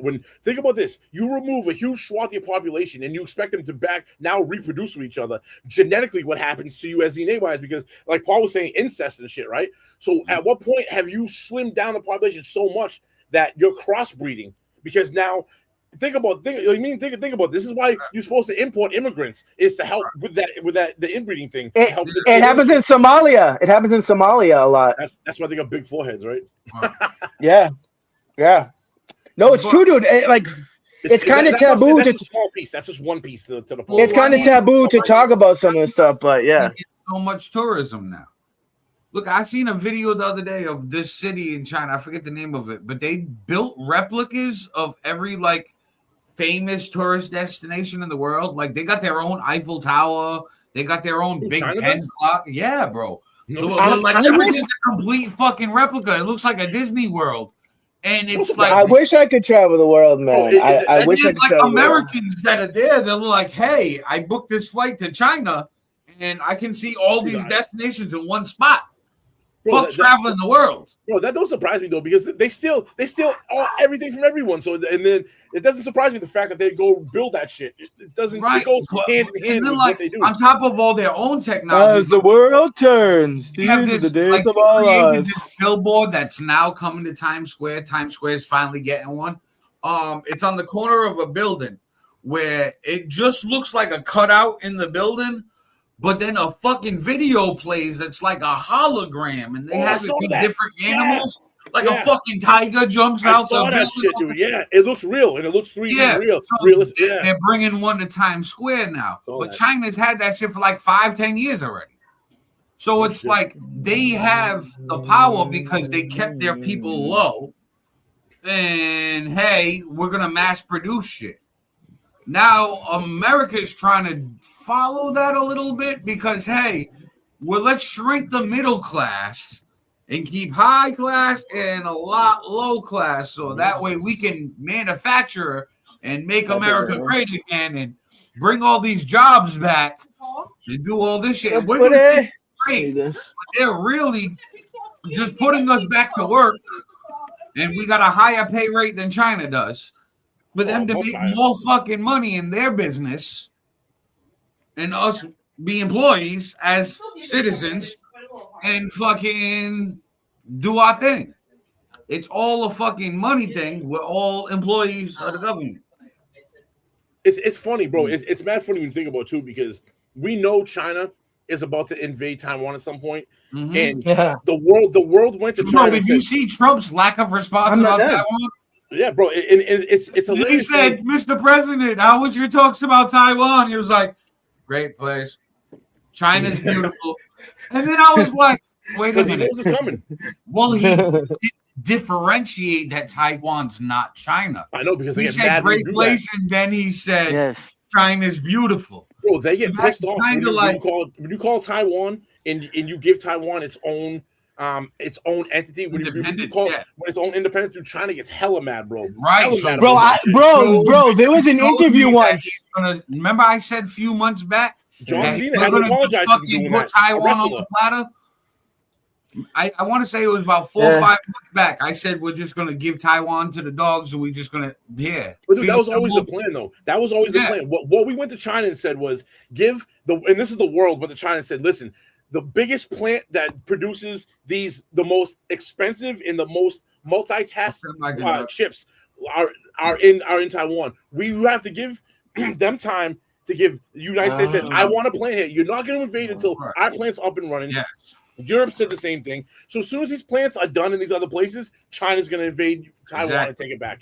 Exactly. Right back. But it's And funny, that it's funny little how that treaty that we had with Taiwan to protect them, that's gonna be sorry, bro, I can't help you. I'm busy. Bro, you know what that was? You know what that was? That was a way for you to buy our shit. That was a play in order. I want your money. Oh, you want a defense here? Here's some missile systems, but you gotta pay for them. That was just a business move on our end, dude. Yeah, it was just I'm gonna beat you real quick. I'm gonna milk your resources until I can move it to my place. Because China's gonna take it anyways, dude. So we gotta get it. But that's the thing about that. That just goes to show you that all of this really is just a play. Because if the president of China and the president of the United States come together and this actually was said, it's like, bro, then what really happens randomly in the world then? Is everything scripted then? Because if we know China's going to invade, it's like you can't invade that until we get this fucking. This is why I say that the government plans are like a decade in advance. Hell yeah, if not further. Exactly. So Absolutely. they know that, like, hey, we're gonna, like you said, China, hold on, so I can build the Taiwan plant in Arizona. Yep. It's gonna take me about 5 years to get it up and running the way I need. So, hey, not my term, but the next president's term, he's fucked with this one. Yep. I'm dropping this on his plate. I don't got to deal with it, so I don't give a fuck. Here you go, next president. Yeah, so, and then he's fucking saying, and don't worry, I'm going to back JD Vance if he runs. So he's already in on the loop and he's cool with it. Yep. So if he's president, you already know it's a done deal with him. We're going to keep this deal going. So is it just me? Or would you guys rather see Marco Rubio be the next president? No, hell no. No? Dude, Marco Rubio? Are you shitting me, bro? It's if you think it's bad now with Trump, if Marco Rubio become fucking forget it, bro. What'd you call him? What'd you call him again? Marco Rubio, dude. Come on, dude. Serious, great. Bro, it'd be even worse, bro. It's even worse. Hey, honestly, they're both campaigning, if you notice. And when I played that JD Vance clip, did you guys notice he's talking better? Oh, hell yeah, bro. The pauses, the hand movements. Yeah, he's presidential. I was gonna say after that clip that he looks so presidential. Yeah, he got extra lessons. You know what I mean? I guess I wasn't thinking about that shit about Marco Rubio. And then Marco Rubio, he's campaigning too. He knows. I like his style though. He's like, he identifies as a minority. So guess what? He over here in the Nike tracksuit. He's DJing and shit. Yeah. What the fuck is Marco Rubio DJing for, bro? And he wants to free Cuba and shit because that's where his family's from. That's smart. Listen, the whole free and liberate Cuba is just our terminology for, hey, we're gonna go over there and take it and make it America. Yep. And guess what? They're gonna love it. We should have done that. We should have done it a long time ago. Just like we just fucking locked up that Raul Castro guy. You know what I mean? We locked him up because, guess what? Wait. We didn't get him yet, though, right? 4 years old or some shit. We indicted him. I don't think we caught him. Oh, yeah. We indicted him, but we're going to go arrest him. We're going to do the same thing we did to Maduro. I was about to say, I mean, we took a sitting president out of Venezuela. We'll take anyone. He's 94. And again, yeah, so he's 94 years old. We're gonna go get him. Aaron, me and you've already said this to each other. Who's gonna stop us from doing it? Who? Nobody. Who's gonna stop the United States from entering a country and taking what they want? Yeah. Who? I'm actually for. Trump has joked about running for president of Venezuela. He also put on his page Venezuela as the 51st state of the United States. Did you see that on his Twitter? He put the Twitter post on the White House page. Venezuela said 51st state. I said, bro, the White House is bugging. Gangster, bro. That's real. I think we should have. Bro, I think we should. Like, come on, we need some sign of like normalcy. Nope. I think we should have started slapping the fuck. The fucking Drake album holding the MAGA chain. Come on, bro. I think we should have started slapping the fuck out of these countries that are our fucking enemies a long time ago, dude. No, it's fucking time. I agree. I agree. Nice. I just think that the way that we're doing it now is so night and day from politics 10 years ago. And we still tried diplomacy. They're saying the quiet part out loud. Before these were secret plans. Now we're outright telling them what we're gonna do. Right. Because really, in reality, we come to the point where who's going to stop us from doing anything? No one is. So why hide it? If there's no one to stop me, why am I going to hide my plans? Because I can do it anyways. I can tell you to do it. And if you don't like it, too fucking bad. And even the politicians are like outing themselves and shit. What are you going to do? Look at the January 6th reparations talk. Trump sued the United States of America for $10 billion. $10 billion. And he got what, 1.7, 1.8 billion dollar payment for him to do what he wants. That's crazy. Bro. So he sued and won. You kind of sued yourself and just took $1 billion plus and put it aside. At this point, he sued like every single fucking news station except for Fox and won. Yeah, but fuck the news stations. Those are private companies. This is different. He's suing the United States of America. Yeah, but the United States isn't a company. It doesn't sell anything. It takes tax revenue to pay shit like this. So all Trump did was fucking siphon $1 billion whatever the fuck it is away from tax money because we pay that. Right. The government doesn't sell cars, bro. It doesn't make money. The only way it makes money is siphoning our money out on check every week. Except the United States paying our union dues, basically. Except the United States is a company. America makes money with our trade. So and we're the product. And everything like that, that's what the business. But America's broke because we gave a bunch of our world trade away. All of it almost. Right. So the little bit of stuff that we do have to trade in America, we're trying to rebuild it and build it back. That's why we're in the AI race right now. Do you know how much wealth this field we might become a leader in?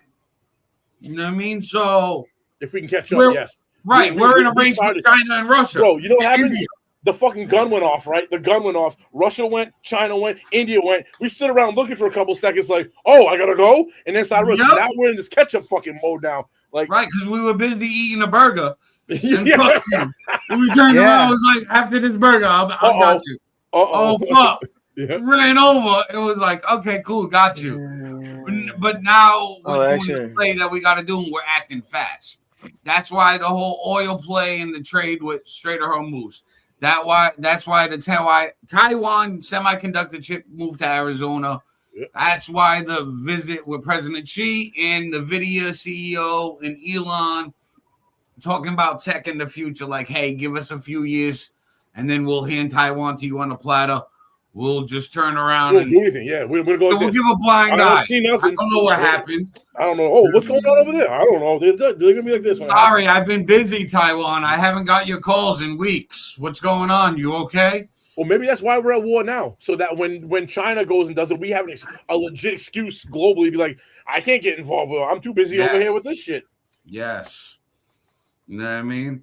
And in the long run, that would help China anyways if we took control over the Strait of Hormuz, because a bunch of their imports for oil come from Iran in the Strait of Hormuz. A huge dude. I think, like, I don't know how true this is. I heard a staggering number, like 80% of Iranian oil goes to China. 80? Right. That would make us closer as a country. That's so they might have talked about the Strait of Hormuz, and China was like, here, listen, you fight. we're gonna sit has back. been moved But from Taiwan if to the you win the United Strait of States. Hormuz and against Iran, you notice how China is not interfering. We'll turn a blind eye. But if you take over, we better get at least the same price in oil or a little bit better of a deal for turning a blind eye. I bet you Trump, knowing Trump the way he is, bro, he's the art of the deal. I bet you went to China and said, listen, we're gonna take this over. When we finally take it over and we're now in control of Iranian oil, we'll give you X dollars off. Fucking yes. And then China's like, all right.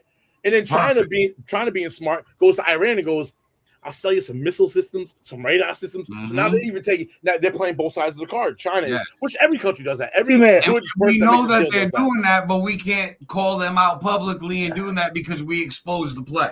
Exactly. 100%. I have a question for you guys. What do we do if China takes over Taiwan? What do we do about the chips? We leave it alone. We already talked about. We just talked about this for the last 10 minutes. We're gonna leave it alone and give them Taiwan. They're taking Taiwan. They're taking Taiwan. But we can still have the chips. We still can get our chips. They're not going to raid Taiwan until that fucking in Arizona until that facility is up and running. Yeah, I know. I was just that's why I was looking it up. Yeah, so I read about the Arizona shit in Taiwan. The factory, we moved it for like a couple $2 billion. They put it in Arizona. It's being built right now. So as soon as that, but this says huge ass this factory, shit says very little physical chip manufacturing has been moved from Taiwan to United States at this point. Yeah, at this point. So we're talking the future. It takes years to build these facilities. So as soon as that factory gets built, because it's not built yet, we just bought it, moved the company to Arizona. And then we're gonna tell Taiwan, sorry guys. Yes. Yeah, fuck you. We're gonna feed you to the wolves. We don't need you no more. Oh, by the way, buy all this military shit from us so we can take away whatever resources that you've built up in Taiwan since being independent from China. We want to say China's not gonna come in and just take all that. We're gonna take what we can. We're gonna pillage that prior to them coming in and taking over Taiwan. Here, we've supplied them with all types of military shit. They spent billions of dollars. Take all that military shit back or sell it to them at a high price because they need it. Yep. Oh, I know you need this tank that I gave you 10 years ago, but it's mine now, and if you need it, it costs double. Sorry. And they'll pay for it because they know China's going to invade. So they're absolutely going to pay it. They're going to do whatever Historically speaking, I think Taiwan has always been considered a part of Greater China. It was. So the current president right now, is the Communist Party, whatever. That party ran the old party off. That old party is in Taiwan right now. That's why they look what they did to Hong Kong. Look what they did to Hong Kong. Yeah, they liberated it. Well, that was because it signed a deal with Britain. I believe it was Britain, and that it was like 99 years. The 99 years were up a couple of years ago. So China did it was supposed to do. It fulfilled the contractual obligation, and then once the timing was up, China's like, all right, contract's over. I want my ship back. Right. But at first, I believe they said they weren't going to, but they still did. Yeah. So all of this is who's going to be in bed with each other in a decade plus. We're going to be in bed with China and Russia. It's a new world order. It's a new world order. Like it's just going to be either the new world order is either going to be bad or good, or probably somewhere in the middle. You just said probably somewhere in the middle. One world order and have it be good. A one world order is not going to be good. No. I said not a one world order. A new world order. What I mean is the way I don't mean it in the sense that people. I mean the way that the order that the world is in. Who's at the top? Who's where? Yeah. No, but right now you have independent nations, so there is no one. Like we're reigning on top, but we're not king status, right? When you do a one world order, you have now taken democracy completely away, and you. But I'm not saying.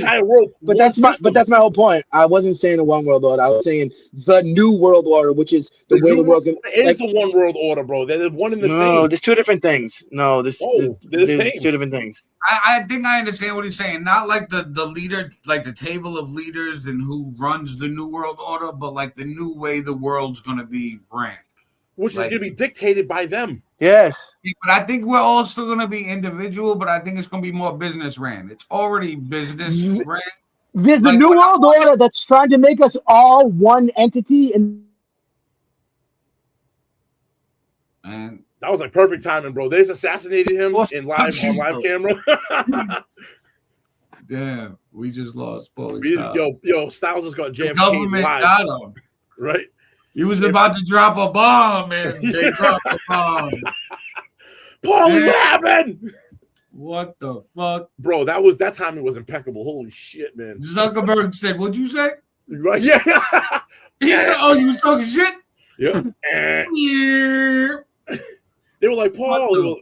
All you heard is this. All you heard was horrible. Flatlined him. It's funny, he's just still there.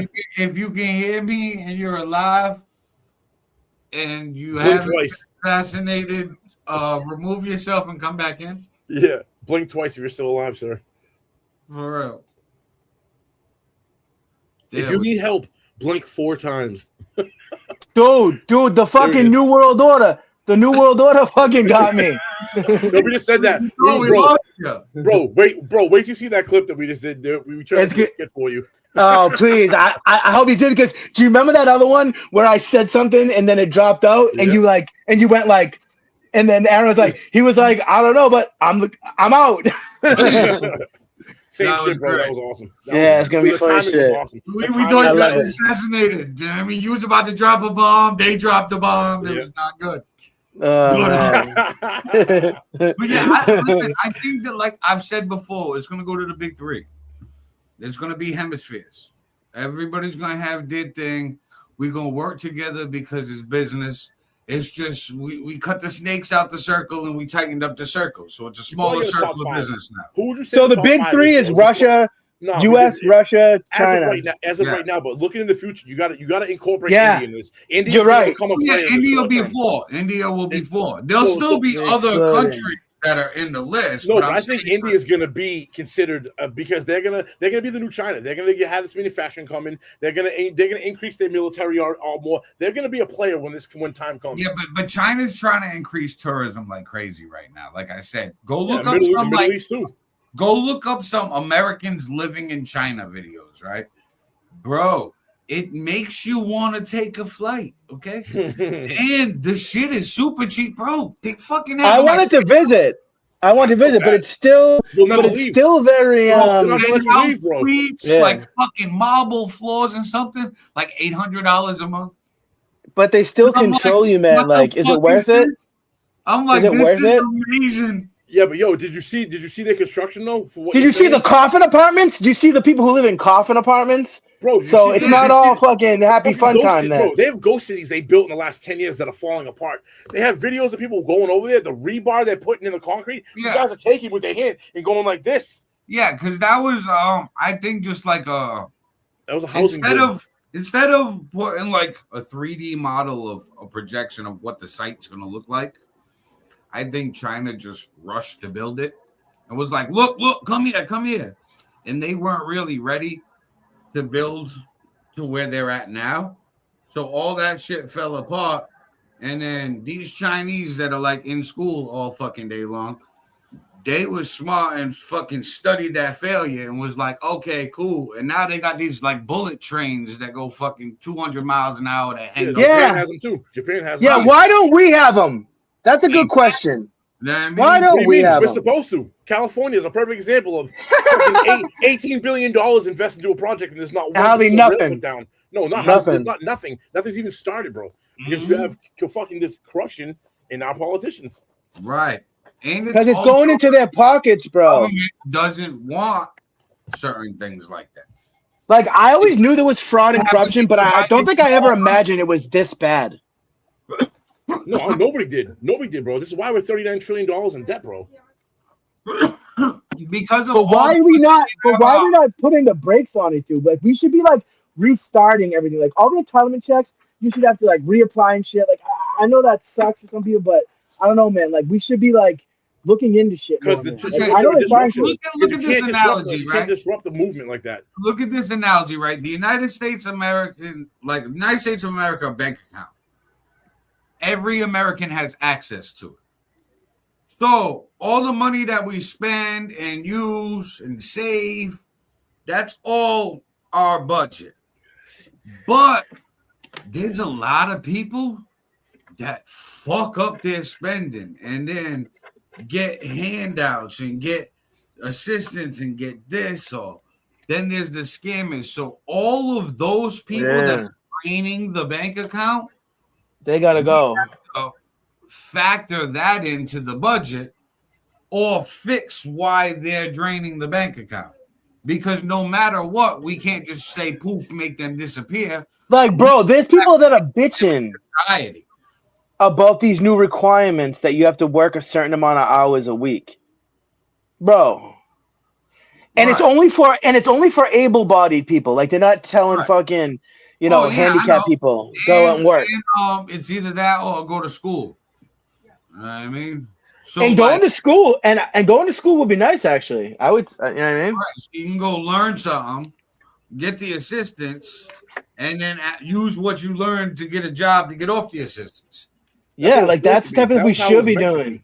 That was what it was meant to be. But like we said earlier, bro, there's always going to be what we call the bottom feeders that are going to see these institutions set up for the greater good and take advantage of them. And there's nothing you can do about it because I think with the system, like I always say, it's designed like this. It's like a ladder to get people up, but every other step on the ladder is like there's something broke or one's missing. Like, so, like, all right, for example, I know somebody who has a good salary, okay, lives with somebody else who works full time, living in the projects, just paying max rent. Yeah, dude, there's a lot of that. In my opinion, housing should be on top of that. There should be something implemented in housing's program that, okay, if you're affording max rent for more than 6 months, well, we're giving you an eviction notice so you can go get your fucking an apartment. Or it's like, hey, once you're at max rent, you now have 6 months to find a new place or we're evicting you. Yeah. You know what I mean? Because you can afford it. So it gets them off their ass, realizing, hey, I need to get into an apartment that they can afford, and they pay their own way. And then now whoever needs housing can go up on the ladder from a tent to the projects and we get people off the street. You're right, bro. You're right. That's absolutely how it should be. The problem is, though, the politicians that have to enact that, their constituents are those people. So what they're doing is what they're asking is like, I need you to vote for me while I'm taking away the shit that you don't want to be taken away. It's a never-ending. But they get this shit to pass with just simple wording. Like, that's what cracks me up. So there's a bunch of like Democrats that voted for fucking shit that took away entitlement programs. You know what I mean? In the late 90s. You know what I mean? Under Clinton. Clinton fucked up a bunch of shit. And like just like the crack laws. Democrats voting for the crack laws was crazy because a lot of Democrats, that Democrats in the 90s, the Democrats now are completely opposite of each other, bro. They did a complete 180, bro. The Bill Clinton Democrat to a fucking Joe Biden Democrat. Follow the team. Doesn't matter. Now they give them new crack pipes. Right, but listen, Hunter Biden. Most Americans just follow the team. Points. Like I say all the time, most Americans just follow the team. They're like, hey, do I root for the donkey or the elephant? What's up? You know what I mean? They're red, blue. They pick a color. They pick a team. Their family picks the team, and they pass it down. It's what benefits you. It's what you align with and how do you align with shit. It's shit that the values or core values you have as a person, you align with the side that's closest to you. There's never going to be a 1-for-1 fit, but all right, 60%. I'm center right. I lean right because 60% of what Republicans say fits my lifestyle better than the 40% of Democrats. You know what I mean? Right. I get it. And like I'm center because like I like shit in both. So I'm like, all right, cool. This makes sense. I just think everything could be executed better and actually get rid of all the fraud. And then we could just do way more of the promises that are being sold and actually get this shit fixed.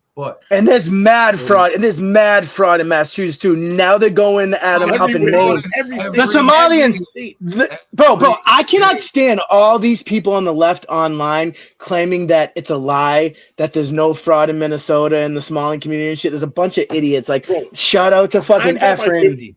Dumbass fuck. Times Minnesota by 50. And now look at the number. Whatever Minnesota is, and if you start to get, they're already in Maine, Ohio, California, Texas, New York, Florida. Those ones probably have more because they're bigger states. They have right more, here, you know what I mean? dude. So when you take that and you times that by 50, you're talking into the trillions of dollars. Yes. Hence why we're $39 trillion in debt. Like listen to Michelle Wu talk about how Somalians are built Boston, which is bullshit. Built Boston, and they're like flying Somalian flags and shit. Like, bro, what the fuck are we doing, man? Like, listen, guys, honestly, if we took corruption out the picture, hypothetically, which would never be out the picture, but if we just take it out the picture, the way things are budgeted and ran, the money's there for everything. Like 50 and cents. there's more, bro. Yeah. There's enough. Yeah, so not only would we cover our budget, we would be profit because of all the tax. So it's like how Mexico doesn't get rid of their cartels. Like, it's like part of the fucking economy now. Right. Like, But these politicians know, hey, I got people that'll pay to get me in and lobby to get me in. I just make a few promises for them, keep a few promises with them, and they'll hook me up for life. And now these APAC and all these other PACs are fucking saying, okay, well, they're the ones benefiting. You know, a lot of black and brown Americans, a lot of 20 years, and they've never ran. You know what I mean? They don't want to be the puppet, but they're the puppet master. A lot of black and brown people are starting to become Republicans now because they've totally changed their whole deal to it's like illegal aliens are the number one people. Like, I can't believe that the SAVE Act has not fucking like, and the Republicans too. They should be ashamed of themselves. Listen, you should have to use an ID to fucking vote. And Republicans are all fucking idiots. I think anybody that identifies as a Democrat or Republican are fucking idiots. That's why I identify as an independent, because the team picking is what they want you to do. Okay, all they did was switch what Democrats did and made the Republicans the cool party of the people. Because people stopped paying attention to politics, so we got to get you interested again. Because, you know, this fucking mind brainwashing tactic stopped working on you guys because you guys got the internet and got fucking distracted. Hey, guess what? Pay attention again. Republicans, cool. Look, we got trucker hats. We're party of the people. Fucking McDonald's. Our president loves Big Macs. Yeah. Look at the trash trucks. Driving trash trucks. Yeah. And then they fucking run with it like zombies. I've been trying so long not to get black-pilled, man, but it's happening, man. Like, I've been getting so black-pilled lately. Like, they're all fucking evil, man. Black pill is the fucking pill to take because the red or the blue, you're just picking the side. The black pill, you're sitting on the sidelines watching it. And now you can analyze the game better because you're not in the moment. You actually see the fucking picture, and now you're like, whoa, holy shit. That's why people always assume. Where's the fourth pill? But then they took the woke term and made it look ridiculous by putting fucking piercings and the fucking weird implants on your head. You got your left and your right. You got your blue and your red. Your blue, your red, and your black. Right? Like you just said, the blue's this, the red's that. And there's a white pill. The people the black pill people on the sideline watching in. Where's the fourth set of people, the ones that are now on the sideline watching, but actually go and do something to stop or to change what's going on? Because even if you're black pilled, you're on the sideline analyzing, but you're not doing anything. You know the white pill? You're reading the play. You're a coach. You're reading the play, but you're not in there to change the play. Who's the you got to get enough people on the sidelines to form a new team and get a new pill. Fourth one? You know, we need a different. You're right. And we need a different pill. The disruptor. Who's going to be willing enough to stand up and take the shots to be disruptor, to change the course? Because it's all good. If you're in the game playing left or right, fine. If you're even the black pill and you're outside looking in, but you ain't doing nothing. We need white pilled, and then white pilled. White pilled are the people who think, no, I like that. White pilled are the people who think that like everything's fine and that there's nothing wrong. You still need someone to be a disruptor. They're just blissfully ignorant. They're just blissfully ignorant. Those are the people that like, I don't know, I don't care, bro. I just know I gotta go to work. I'm not political. Anyways, they're like, this fight ain't mine. I don't care enough. That's the ignorance is bliss right there. Ignorance is bliss. Yeah. That's where that comes from. Bro, I said it. I don't want nothing to do with that whole because let's be honest, bro. As soon as you get woke, and I don't mean woke left woke, I mean woke to like hip to what's going on in life. That goes to what I just said about how they switch the definition of woke. You know what I mean? Like you can't go back, bro. Once realizing you see what's that on shit, the game like, field. Man. It's word warfare. It's an anxiety. It's a new way. It's once you what it sucks. So the ignorance is bliss. I kind of look at them people like I wish I wasn't involved with this shit. That way I can be chilling nice. Because like, what you're saying, I feel the same way. I feel the same way what you're saying because once you see that shit, once you see it, you can't fucking unsee it. You can't flip the switch back, bro, and go back to that. It sucks. Once you're here, you're here. Like I know. I was talking to my wife. I was talking to my wife about it. Like, damn, bro, you got it nice, man. Like you don't worry. I used to be like that more at one point in my life. It's sometimes I wonder if we should just turn off the media and just fucking walk out into the wilderness. They made it where you can't turn off the media. I know. In your hand. Because then you have not a fucking clue what's going on. You just look like a dumb fuck. You know what I mean? Like, right. And they made it not normal for you. And then you're easily manipulated when you have no fucking clue what's going on. People look at you fucked up. People look at you fucked up when they come to you like, yo, did you see what Trump said? Or you see what happened yesterday on this thing? And you're like, nah, bro, I don't pay attention to social media. People look at you, they be like, what the fuck's wrong with you? You become the outcast. Right. I know. It's so weird. We live in a fucking strange world, gentlemen. What a genius system that's been thrust upon us. Bro, listen, and they train us subconsciously. There's a progressive commercial, right? Where there's a fucking leaky drain or some shit. So they fix it. They all pop over there. And one of them was like, oh, I got to post this on social media. So all of them are like talking about, hey, what the caption should be, right? Be like, oh, it should be like this, and that one saying that. And then one person goes, you know, you don't have to post everything on social media for validation, you know. And they all just looked at the person and laughed and was like, right. Yeah, right. It's like progressive. Crazy, bro. That's crazy. So it's like they beating you in the head with, hey, this is normal. You got to be on your phone. This is normal to have these wearable technology now. It's normal to have, you know, the AI on your phone that you talk to. Do you think this new AI music is gonna kill the music industry and like it's starting to make like shows and movies and shit? They say it's gonna kill Hollywood too because they're just gonna be able to make a whole bunch of shit. I think it's going to revive it. I think people are going to we're already tired of the checklist in all these TV shows. So people are going to want, all right, I'm tired of the AI videos. I'm tired of the AI music. It's cool. It sounds good. It's a bop. But I want to be invested into the artist. So I want to go to the live show. Unless they do some dope fucking hologram Tupac 2026 version fucking show. That shit's amazing. It's coming at some point. It's coming. It's coming. That's for the big artists. Because that's too like much there are already AI artists that are like I've just saw something about the other day. They're charting, bro. Yeah, that's kind of alarming. What I'm saying is like people like it, but when it translates. Music is a feeling. You have to. I agree. AI is just taking everything that we've done and just making a jumbled up recreation of it. Casual listeners. There's always casual listeners of music. People that like. Some people love that shit. Song, but I don't know the artist. I don't know the name, but I like it. I know a few words. There's those people. You know what I mean? A lot of not to generalize, but a lot of females are like that. You know what I mean? Yeah. Unless it's just like female heavy music, they don't know what the fuck it is. But that's like for us men too. We don't know a lot of female music. Some, not a lot. Yeah, some, but not no. But it's like, all right, so everybody's gonna have their niche, but it's gonna come down to a live show, a live experience, what you can invest into the artist. We've gotten to the point where the internet made us chase artists around with TMZ cameras and find out about how we keeping up with the Kardashians and what Kanye's bugging out about today. And Jay-Z and Beyonce was out here. We got a video of them. They went out to dinner. And it's like, we want to know everything.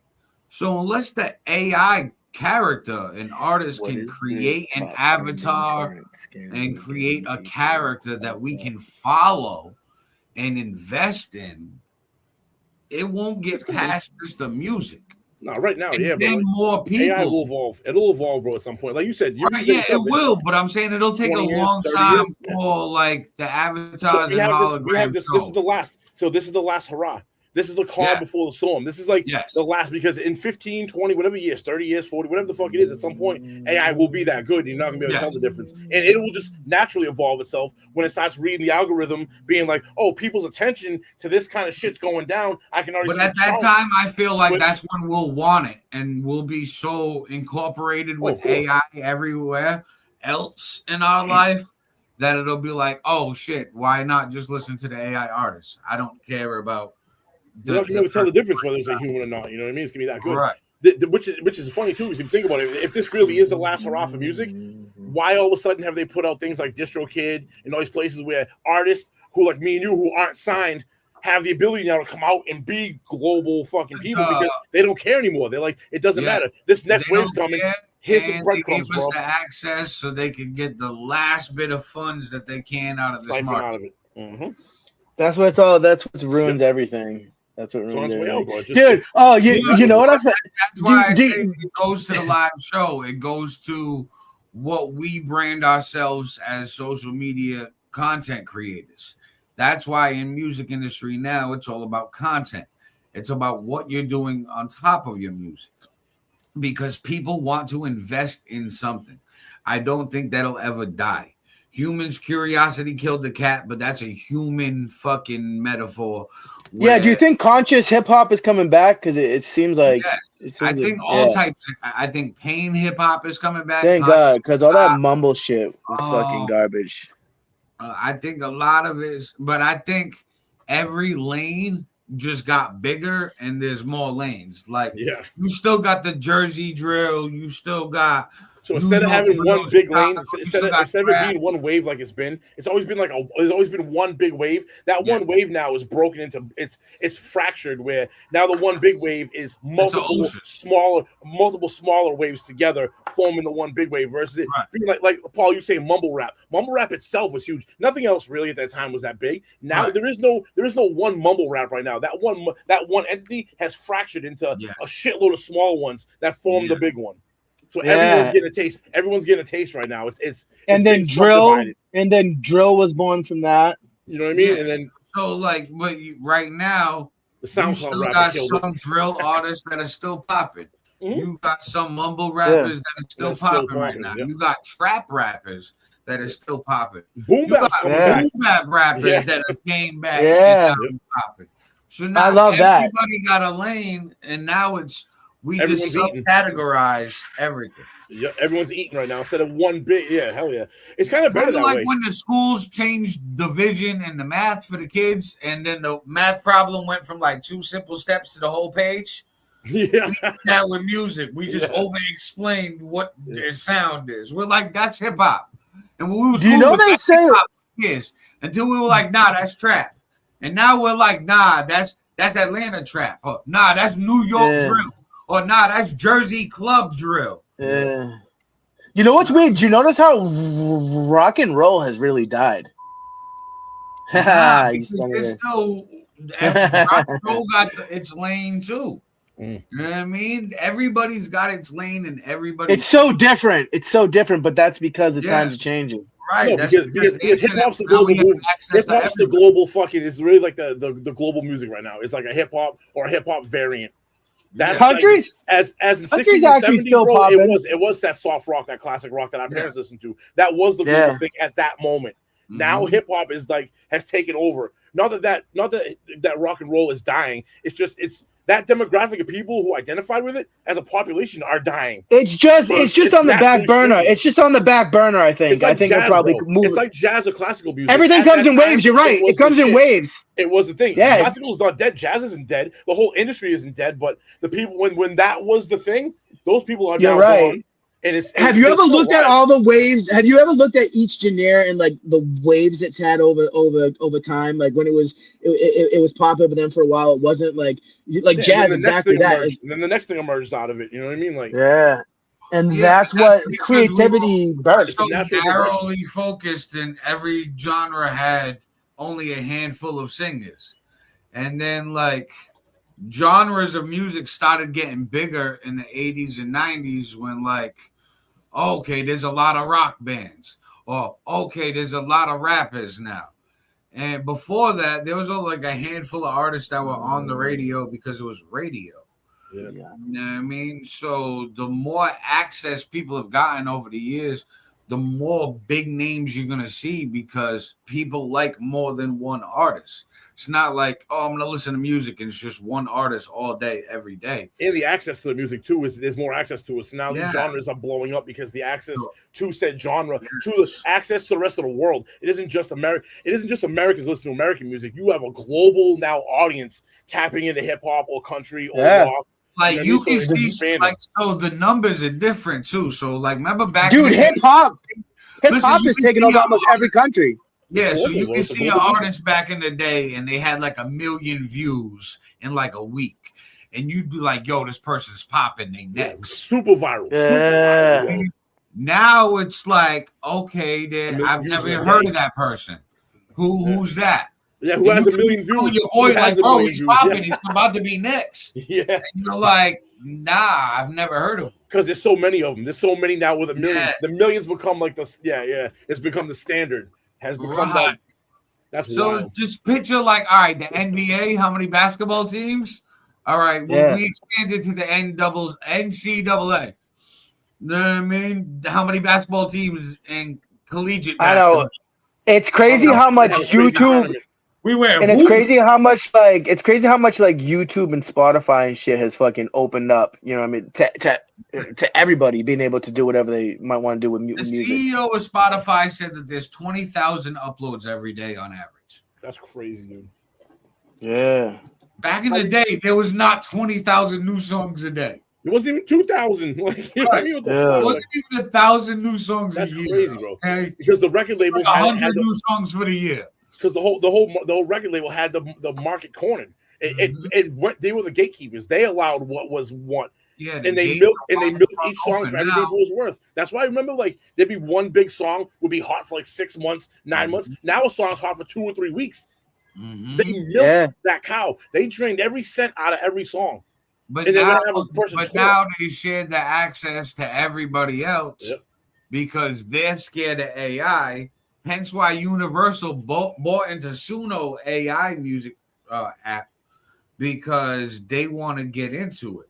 You know what I mean? And Warner actually partnered with Suno as well. So there's 2 record labels already partnered with an AI music app. To make AI artists. That's going to be AI artists. And then part of the deal was for them to study Warner and Universal's catalog of artists. So it's crazy how music has changed, man. Styles and shit like that hit their tones and peaks. So okay, you got Mariah Carey. Yeah, I need an artist to hit a Mariah Carey note. So thanks. I need to buy her talent. And like this, it's produced like that, and now it's just mimicked. Why did they pigeonhole themselves? It doesn't seem like something that the people like this who are so greedy would want to do. But why did they pigeonhole themselves with digital music? Because used to be every so many years you would do a new format. You know, you went from fucking records to fucking 8-track. They didn't pigeonhole themselves. They opened up. They just made deals. They're working with the AI. While all these record labels are screaming, oh my God, AI is going to kill music, the fans are saying that more. They gave that narrative to us, and we're like, yeah, we're not a big fan of AI. We want to invest in the music. It's a feeling, blah, blah, blah. You know what I mean? So they're the ones partnering with the fucking AI. They're the ones that are going to eat because now instead of a fucking artist that's a human that I really got to deal with, I can just create one that I know. Own. So I just that's why I think I just made a army of my record label's huge now. I got 1,000. I think that's why they off.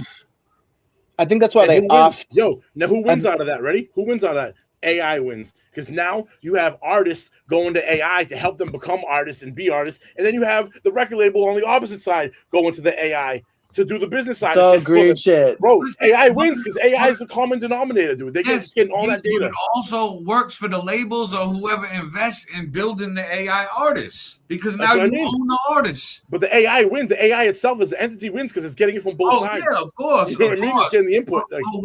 Us as humans, we're just using the AI to make money. So we're using something free, fucking that we just created in thin air. But it's using us at the same time. It's collecting all of our data. It's using us at the same time. It's not like we're using it. It's also using us because anytime I use ChatGPT and I search for a certain thing, that data is now collected when those data centers. It's learning. It's learning off of you. That's what I mean, bro. So it's like this is what I come to all the time. Like, is AI gonna fucking imprison us, man? Like, see, hopefully it's nice. We're gonna have to integrate what AI knows about me. I'm at the point where I don't care what AI knows about me because I've had a cell phone for years now, and I know that just by having a cell phone, they can listen to you and get all your data anyways. So YouTube's AI watches all of our videos. I'm still worried about their privacy. The privacy's been gone. You've accepted the permissions on all these apps. We're on Facebook. Yeah, it happened a long time ago. You are right about that. So AI, they already knew it as soon as AI was created. The second AI was created, it just uploaded the information that was already on the servers and was programmed with it. Yeah. We already gave our information away and legal permissions. But Aaron,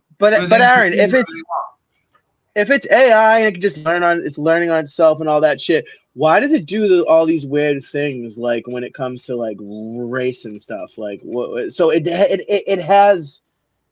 That's what it's been taught. That's what it's been taught to base its opinions on. Yeah, that's the data that's been inputted. Right. And it's getting like a consensus of everybody that's using it. The data centers are collecting everybody. So it's giving the overall consensus answer for this. Yes. So it might. What if these data centers just fucking? What if these data centers just end up? It is. Listen, if we think that the sun is a beach ball, and everybody in the world types into ChatGPT, the sun is a beach ball. ChatGPT will now answer, "Hey, the sun is a beach ball." I get it. Change the facts. And if you really want to be a master, this is how they're going to re-enslave us, bro. Because that data being collected in that data center, don't think for a second there aren't people in there re-inputting that data back into the AI to what they want to get these AIs to give us the information. And these data centers. What happens when these data centers? Us and them now. It don't matter how popular you are. If you're super popular, you put a narrative out there, and everybody fucking believes it. Guess what? Now it just became fact because the AI. No, I know this. The AI says so. Yeah, it's ridiculous. But like, these data centers, man. What if these data centers fucking take over the planet, dude? Like, because they're already saying that certain people already having. They will. Yes, I know. People are having blackouts and brownouts already because these fucking data centers are sucking all the fucking juice away. Like, and they're gonna say like, the data centers. We're gonna fast track the solar panel fields and wind. They're gonna kill us, but they're gonna kill off people. Let's be honest. Nuclear fusion. We have too many people in this world. Nuclear fusion. We're gonna use hydro plants. I'm not saying I agree with it, but don't you think we have too many people in this world? No, bro, not at all. We have too many. We have too many people that aren't motivated. That aren't motivated properly, bro. I feel like we have too many clustered people. We have a bunch of wide open spaces across the world. We have too many people who don't produce. Don't want to fucking. No, it's both. It's both things. Aaron's also right, bro. We're too densely populated. Where the rest of the planet, we have enough people on the planet that if we spread everything out evenly, everyone could have a little space and we wouldn't be on top of each other. Exactly. We also at the same time have a huge swath of unmotivated people that don't produce the weight that what is given to them, they don't put back in. It's a combination of both. You know what I mean? Like both. So they want it so densely populated on purpose. Because that's how you control masses, bro. Because like get them all to one area confined, and fucking you can put chains on them. You know what I mean? Because for example, when you fly, when you're taking off and when you're landing, and you look at how much fucking open fucking wilderness there is, bro. Doesn't it make you think like, bro, what the fuck are we doing? Like on and top you look of down each other, and there's like, like this clump right here, and then nothing but open wilderness for the long, and then another clump. It's like it's wild. Yeah, So, dude. Like you think about it, and because of control. It's control. Right. Everything's control, bro. It's always been about control. But we live on a prison. This is a prison planet, whether we like it or not. I still say what I think they want in this country for us is feudalism. You guys know what feudalism is? Yeah, I'm watching Game of Thrones right now. Right. Yeah. So it's like the kings and the queens and the lords and the nobles, they control everything, and then all of the just regular people like us, we're just there like is no regular people, bro. It's high class producing and low and peasants. There is no middle class back then, bro. There's no middle class. It's the 99% and the 1%, right? Yeah, absolutely. They want to eliminate. They want to eliminate the middle class. Of course they do. And everybody like aligns with people. Like I hate all these politicians equally because like they all. I hate some more than others, though. That's well, some are dumber than others. Start off hating them equally, and then there's others that I'm like, well, you're ridiculous. Because that's your core. That's your core values of you saying, Paul, I'll give you an example. You're not big on LGBTQ being in school systems and shit, and neither am I. Yeah. But the left pushes that, the right don't. Automatically, we're gonna lean right on right, this side. right. Because that's the value. Right. But there's people who don't. There's legit people in this world who don't care. They're like, yeah, I want my kid to be very inclusive and whatever other, and they think that shit's okay. And they truly do the same way. But dude, do you see the books, man? Do you see, dude? It's fine to say like be kind that's your to value. Like, I'm with you on it, but you got to look at things. Be kind to everybody. Like telling kids that these other people exist and you got to be kind to them and shit like that. I don't have a problem with that. These books that show like people blowing each other and shit. What, like, why would that be in elementary schools? And that shit's real. Like, why are they pushing that? Think that and then racist, you're a bigot. And then if you take that doesn't make any sense. Then if you I'm big. Yeah. So then, but then if you take that same book to a fucking listen to a city council. If you take that same book to a city council meeting and you try to read it in front of them, they will have the police escort you out. The same book that they want in the elementary school library for your kids to read is not acceptable for you to read out in the fucking. It's because you're a cis male. It's because you're a cis male, and that's your point. You're talking. You are a bad person. You shame you. I'm just gonna become a trans woman, and then I can just do whatever I want. Because a lot of guys are doing that, right? Like. A lot of guys they're just creeps, and they want to use it to be able to get. Those are beta males. Those are the kids in school, right? Who sat by themselves, got zero attention from a female, had like a friend or two at most, and this is what that's evolved into. Like this kid AP Hernandez. This is a perfect transition to this. You know this kid AP Hernandez in California? No. So he's that kid.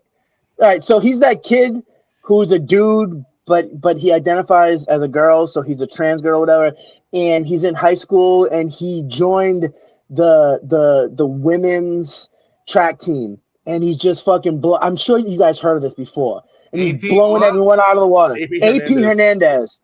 And he's blowing everyone out of the fucking water. If you can find a clip, pull up a clip if you can find one. Yeah. And a lot of parents lag. I went to go pull up something earlier and it started lagging and chopping. And a lot of parents and their daughters have went to these city council meetings and shit now, and they're like, "This is not fair because he's winning, he's taking all over. He's like so why?" And like when he wins, like he's up on the podium, and they're like, "This is not fair." Like, and those dudes who are doing that, I want to see how he compares racing on the men's track team, because I bet you he's fucking sucks. He's a beta male, just like what Joey was saying. No, bro, it's just like it goes back to that. It's wrong. It's fucking wrong, dude.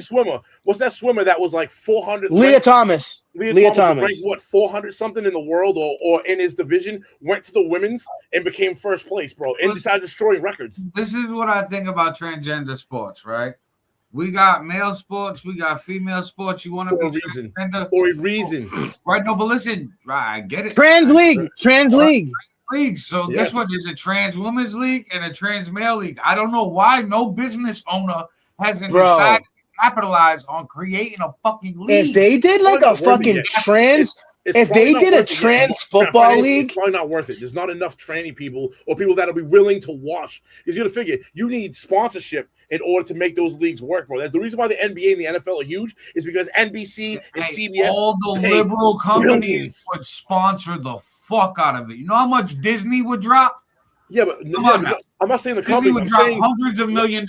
I'm not saying the companies. I'm saying the viewership. Without the viewership, those companies fail. How many people like me and you are going to tune in to a trans event?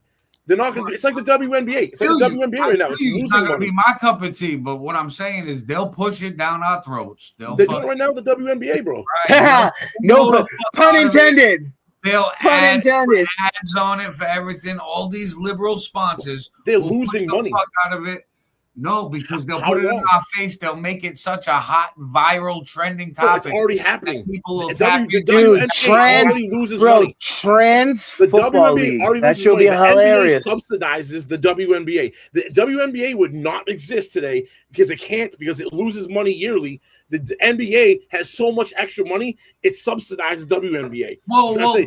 You're right. And I'm pretty sure that chick. The dildo event. I'm pretty sure that chick that got WNBA. No, listen. I did. The dildo event, the WNBA. So why is this show always going? Why is this show always going back to dildos? By the way, listen. So we're talking about the WNBA losing money. So they were losing money until fans were going there and throwing dildos on the floor. I saw that. Yeah. So then people started buying tickets and tuning into the games, hoping to see dildos get thrown on the court. So that became the case in issues, and it still happens here and there. So instead of like streakers at a normal game, the WNBA got dildos thrown. Oh, isn't that fun for the whole family? So that'll happen more than streakers, but it'll increase ticket sales. You know what I mean? Because it's extra entertainment. You know what I mean? It's going to increase viewership because people are like, what the fuck is going on? For like a week. And then it's going to go right back to the way it was because people don't watch the game for the deal. They watch it for the competition. And there's no competition with the women. It's like watching it's like watching two fucking YMCA teams play each other. You know what I mean? Like, bro, there's no like, bro, and I say that because they've already had pro WNBA teams play junior varsity high school teams, and the junior varsity boys beat a professional female team. Yeah, they're not gonna compete. The competition's not there. Right. It's like, obviously not there, but what I'm saying is there's still going to be a crowd of viewership and niche for that, just like there is for the music genre. A little bit, but it doesn't add up. It doesn't equate with like the amount of money it takes to spend to promote a game, to put a game out, to pay the players, the stadiums. They're just building a new company. Listen, they're building a new company. It's like Amazon in debt for the first decade. The WNBA is going to be a new thing. Look at UConn female basketball, right? Dude, Caitlin Clark. These girls have been fucking winning championships for like the last fucking decade. Yeah, but nobody cares. Right. Nobody gives a fuck. No, listen, it'll get covered. We don't care because we're not into female sports. But I love all the black girls. I love all the black girls that are pissed that Caitlin Clark is such a fucking beast. I actually like that part of it. I think that's funny. Well, listen, a lot of people there's more virality to it. There's more of a niche. Just like, hey, I'm not into mumble rap, but there's millions of people that go into mumble rap. So, yeah, it's not going to be as profitable and popular as the NBA because the NBA is so huge and they've been working at making it huge by having legends for years that it's household. WNBA is in the beginning phases. They're breeding female athletes by saying, hey, you can be professional. You were just a tomboy and then you grew up and stopped playing basketball. But hey, now you could actually try. So now there's more female teams at these schools where there's females basketball. They're breeding the next generation of athletes. So there's going to be a niche there. It's not there yet, but it's an investment that in the future they're building for long term. They're hoping that happens. I just don't see that. But I just looked it up. The NBA subsidizes anywhere between $200 to $300 million a year, which means the WNBA is running at a deficit of $200 to $300 million a year. And you know what the problem is? And you know what the biggest problem they have is that women don't fucking support them enough. You want to know why? Women. Because if you had a WNBA game and an NBA game playing at the same time, which one are you going to watch? There's only one of you to watch it. Which one are you going to watch women just because it's a woman and they play like shit, or you're going to watch the real competition, the real gladiator, the real Coliseum? Even the women, that's the problem, because even the women are going to watch. That's what I'm saying. Even the women want to see a better game. If they want to see a more competitive game, better. And because they're watching the guys and shit too. Like the women don't want to watch the NBA. The majority of guys, the 95% or higher of guys are not going to watch WNBA games. They're not going to. So I just put into Chat GPT, how much profit does WNBA make per year versus NBA? NBA makes $14.3 billion, and it says Women's National Basketball Association makes $300 million. It says the NBA is projected to bring in about $14.3 billion this season. The WNBA was estimated around $200 million in 2024, with some analysts putting it closer to $300 million as the league has grown rapidly. This part is ask what the cost is. Ask the cost, because they only generate. Say we'll give them $300 million, right? That's what they generate. Ask what the cost is. I asked the profit, so the profit would include the costs. No, it runs at a deficit. It doesn't make money. It doesn't make it. That league costs X amount of dollars a year to operate. Right, but put in how much profit WNBA makes per year. Good. Because profit includes the cost of operations, because it's a profit. This is where you're gonna ask independent questions. This is where I don't trust Google shit. Ask each question, both of them, have them give you the answer, and you do the math yourself.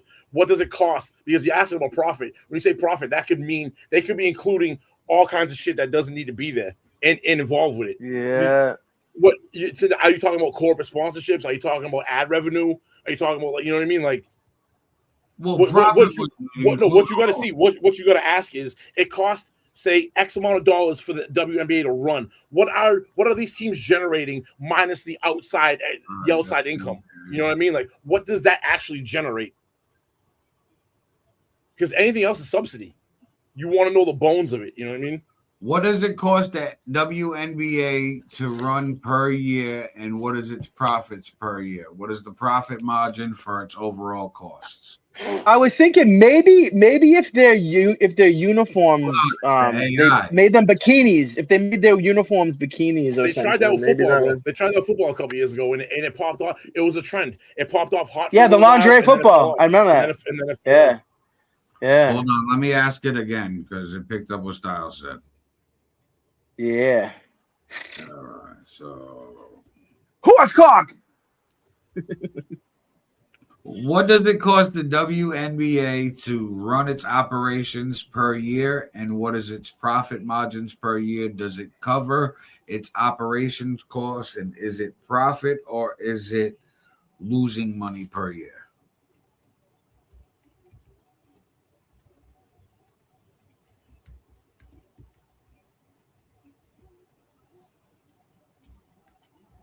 I want you to speak this to me. Speak this to me.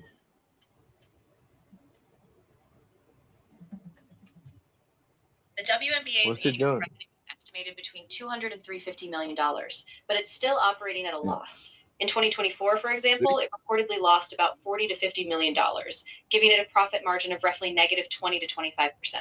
The league has not fully broken even as costs remain high, though revenue is growing.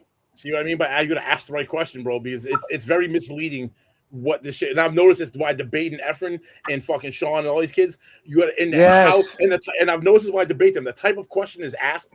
You can cherry pick the question and you'll get the answer you want, and it will say what you want. But you got to break down. You don't understand. It's the prompt. It's the prompt. They're at a loss of $40 million a year. 25. They always cut. They always cut off the prompt, and the NBA picks it up. Right. So what in they're their doing screenshots, is they're building the league, like I said, for future things, like Amazon being broke for the first 10 years. They're still operating at a loss, but their revenue is getting better. Where now it's 75% on their own. They're doing it. NBA because it's a risk. They haven't been around that long. It's a risk. It was a gamble. They didn't know if the WNBA was going to pop off or not. You know what I mean? They assumed it would, and they were like, all right. They knew it would pop off if they invested enough money pushing it. So that's why they push the WNBA so much. If you put it in people's faces every fucking day, it's going to brainwash them. I mean, it's just human psychology. It's just, do you have the money to do that? And NBA was like, yeah, at this point, I do. I do have the money to start up a startup league. You know what I mean? Like, look at Ice Cube with the big three. He's just got washed up NBA players playing. And he keeps growing different cities. There's a niche for everything out there. Just like there was. Do you have the money? Do you have the money to corral the people in? Do you have the resources in front of their face? It's popular enough. People will pull up because people will be like, "Hey, I like that," or "Hey, I've never experienced that before. I've never seen that before." People are curious. We want to try new things. So some people will watch fucking female sports. Like, I remember being locked up, bro. Female softball was on the TV. Oh yeah. That's just torture for you guys, though. They did it on purpose. They're like, let's put bitches in here just to fucking torture them a little more. Right. and those chicks that play that softball are thicker than a snicker. Dude, and they're tight. They got tight in their tight pants, titties all popping. Volleyball too. Volleyball too. That's another one. It's got viewership. It's got viewership. You know what I mean? So they get some of these athletes now. I forget the WNBA player, super famous. She had a fucking McDonald's meal. Angel Reese. Angel Reese. They got her dressed up in like ball gowns and shit. They got her. She does a podcast. You're talking about starting the OF now? Well, crazy. Right. But then look at that other one. Look at the chick. WNBA. Yeah, look at the chick that I'm pretty sure is a dude, the one who got arrested in Russia. Right, bro. Tell me that's not a dude. Right, there's like that was a few that are manly looking. But what I'm saying is they're gonna sexualize the ones that they can. Oh, of course, and they're gonna market that. And they should sex sell. Fifth knew her name. I didn't know her name, but I knew that she had a McDonald's meal. I knew her name too one day because she's the one. Who the fuck is this? Google. She's the one who has the fucking She has the rivalry with Caitlin Clark and Angel Reese. Fuck, that's what I said. Like they do have some movement. That's racial though. That's racial. She's mad. Angel Reese is mad because Caitlin's white. And so you got to sneak. Is a white chick doing better? I said yeah. You don't think that whole argument and that think is wrong? That think is wrong. Orchestrated by the WNBA to create narrative around its fucking league. It gets Caitlin Clark going. Talks the talk and walks the walk, bro. She's a beast. So I think that's actually legit. I think that's actually natural form because Caitlin Clark doesn't play into it. Right. Only she doesn't have to. She doesn't have to. I know. She doesn't even have to know. She's smart. No, but if you wanted to cause a scandal, you would have Caitlin Clark say shit back to really blow this up. If you were gonna make it WWE, I wouldn't want to risk it. I wouldn't even want her to fucking know. I would do it on her behalf. She doesn't even have to know. It makes it more authentic. She doesn't know what the fuck is going on. She's keeping her mouth closed. That's fucking great. You know what I mean? If like I'm the people WNBA, I'm pushing the narrative that they got beef. I'm pitting them. Yeah, there's mad people who make videos. If it was staged and you wanted that beef, you would just have Caitlin Clark talk shit back. You wouldn't even need to put. Yeah, but that gives you the WWE feel, and it's a basketball league. Who cares? But Angel Reese really, does hate Caitlin Clark. They're operating at a deficit. They want that. They want that attention right now. They're that desperate at this moment because they're not operating at a profit. But they could also be playing the chess move of it's like, all right, we don't want the actual players to get into bashing each other because that could be bad for corporate sponsorships, but let the people do it. Let the internet and the world do it. Put these narratives out in memes and podcasts. Oh shit, my shit. Have these content creators push this narrative online. So now everybody's in the comments going back and forth, rage baited, talking about it. But we have the players oblivious to it. We just created this whole narrative online that gets people tuned in. Who the fuck is Caitlin Clark and Angel Reese and why are they beefing? Who are these people? Oh, they're basketball players? Never heard of them. But why are they beefing? Oh, this, let me look into it. Oh, shit, this one makes this much per year. This one because Caitlin Clark is supposedly supposed to be the number one player in the WNBA. Angel Reese thinks she does. But the thing is, Angel Reese's gameplay sucks. You have Kevin Durant, like probably arguably a top 10 NBA player of all time. is all over her on Twitter all the time. I see shits all the time. She said something like, "That's all a narrative, in my opinion. It pushes the agenda. Her gameplay." But now you're getting into the gameplay. Now you're getting into the competition of it. Now you got people want to see if she sucks. People are gonna want to make their own judgment. People are gonna tune into the game to see if she actually fucking sucks, so they can argue a point because they were rage baited in a post. So they're gonna go watch clips. They're gonna go watch a game. They're gonna type her name in. All that search engine optimization is fucking great because it leads all the traffic back to the WWE. I don't think it's WWE. I don't think it's WWE, dude. I don't think it's real projected to be fake. Shit like that is, you work your whole career to be a basketball player. You get to the top of the top, then they're gonna look at you and be like, as good as you are, pretend like you're bad. Yeah, I don't think they have them pretending, is what I'm saying to you.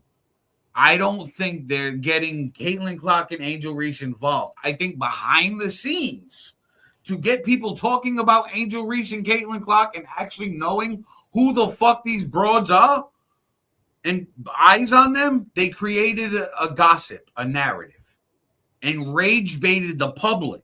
But the other two are the only one not feeding is Caitlin Clark. Angel Reese is probably coming out and saying shit. So she probably seen everything online, and as a human with nobody in her ear, had a feeling. Yeah, but that's not the WNBA. That's not the WNBA manufacturing. That's her manufacturing it. So it's real. At that point, when she's responding, yes. But I feel like the internet created the narrative first. No, they created the narrative between them, and then it got pushed out to the net. It got pushed out. It wasn't the opposite. That makes no sense, bro. Think about it. Like, how did the beef? Hold on, let me see how the beef with them started. Because Caitlin Clark was. How did the beef with Caitlin Clark and Angel Reese start? A shoe deal was part of it. There's a whole bunch of crap, dude. You don't like it? It's white and black. You'll see.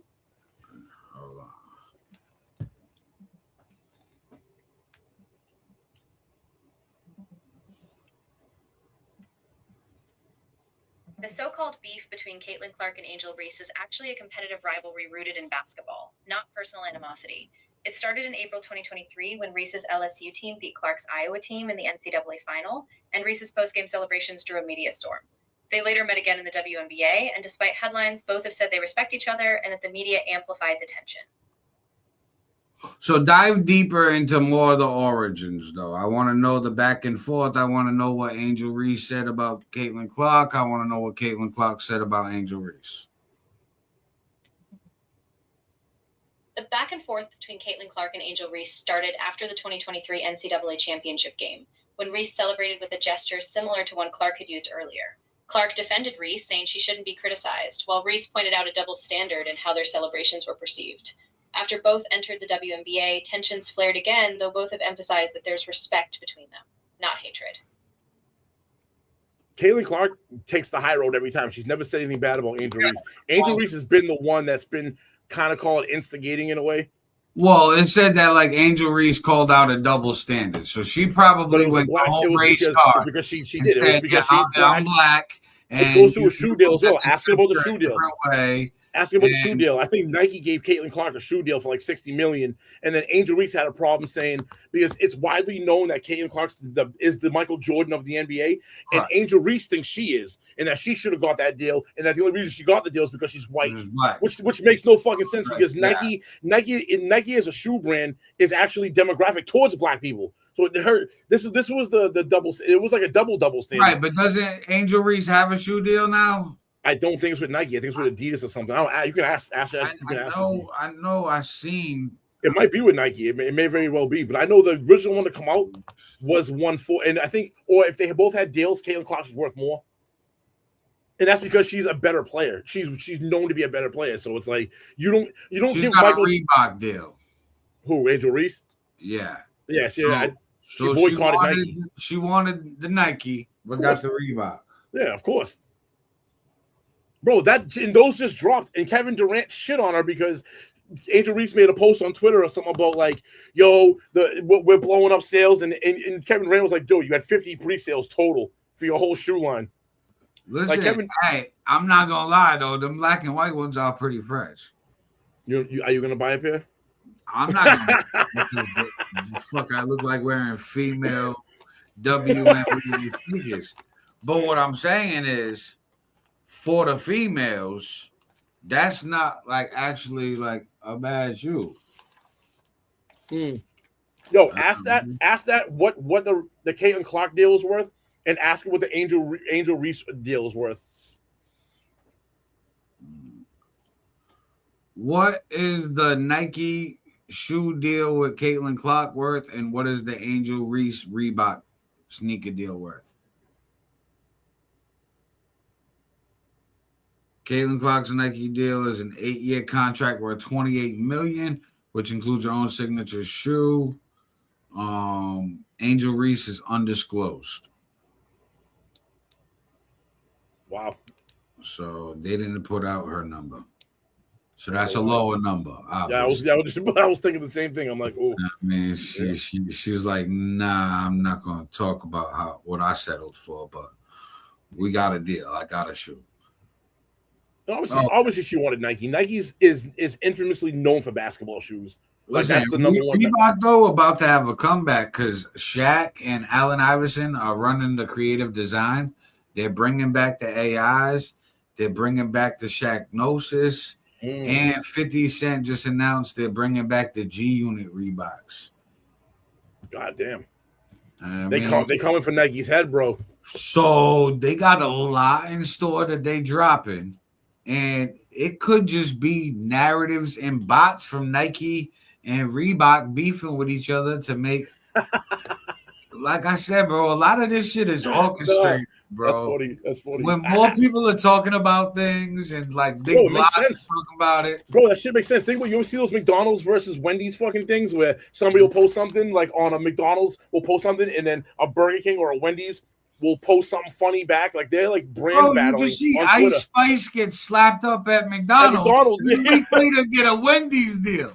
Bro, a week later a deal at Wendy's. It makes sense though. She kind of looks like wasn't staged. Bro, no, but bro, I'll be honest with you. If you think about it, it was kind of genius because the Wendy's character kind of looks like Ice Spice a little bit. Right. Bro, you don't think that was staged though? Listen, I think they was like, yo, Ice Spice, you're gonna go inside of this restaurant. We're gonna have some girl come in here, like fake slap you. You're gonna get up, you're gonna pretend to slap her back. We're gonna separate y'all. It's gonna make you viral. Everybody's gonna go listen to your music again because guess what? You're viral now. You're trending. The streams are going up. And then we're gonna announce the Wendy's deal right afterwards, which is gonna make you double viral because now bang, McDonald's McDonald's is mad as fuck right now, bro. They wasn't in on that because the Wendy's is not telling their competitor, I'm gonna try to boost you up. Wendy's, that was a Wendy's play all day. Hell Wendy's yeah, bro. McDonald's is mad as fuck right now. We'll pay for your meal at McDonald's. Here you go. Go in there. We're gonna pay you to do this WWE shit. And cool. And she was like, word, cool. It's part of my deal. Fuck it. This is the promo run. This is the marketing. That's wild. That's wild, bro. And then fucking announces her deal a week later. Like, come on. A week later? You didn't even say you had a Wendy's deal in the works. That wasn't even public knowledge till after McDonald's incident. Fuck out of here. That's why I say, like, with all this politics shit, bro, they be doing this shit like a decade in advance because it's world shit. These people, like this, we see the social media content creators and artists doing it like months in advance, weeks in advance. Government does it years and decades. Like, so we're going to hand over Taiwan to China as soon as the semiconductor chip factory is built in Arizona.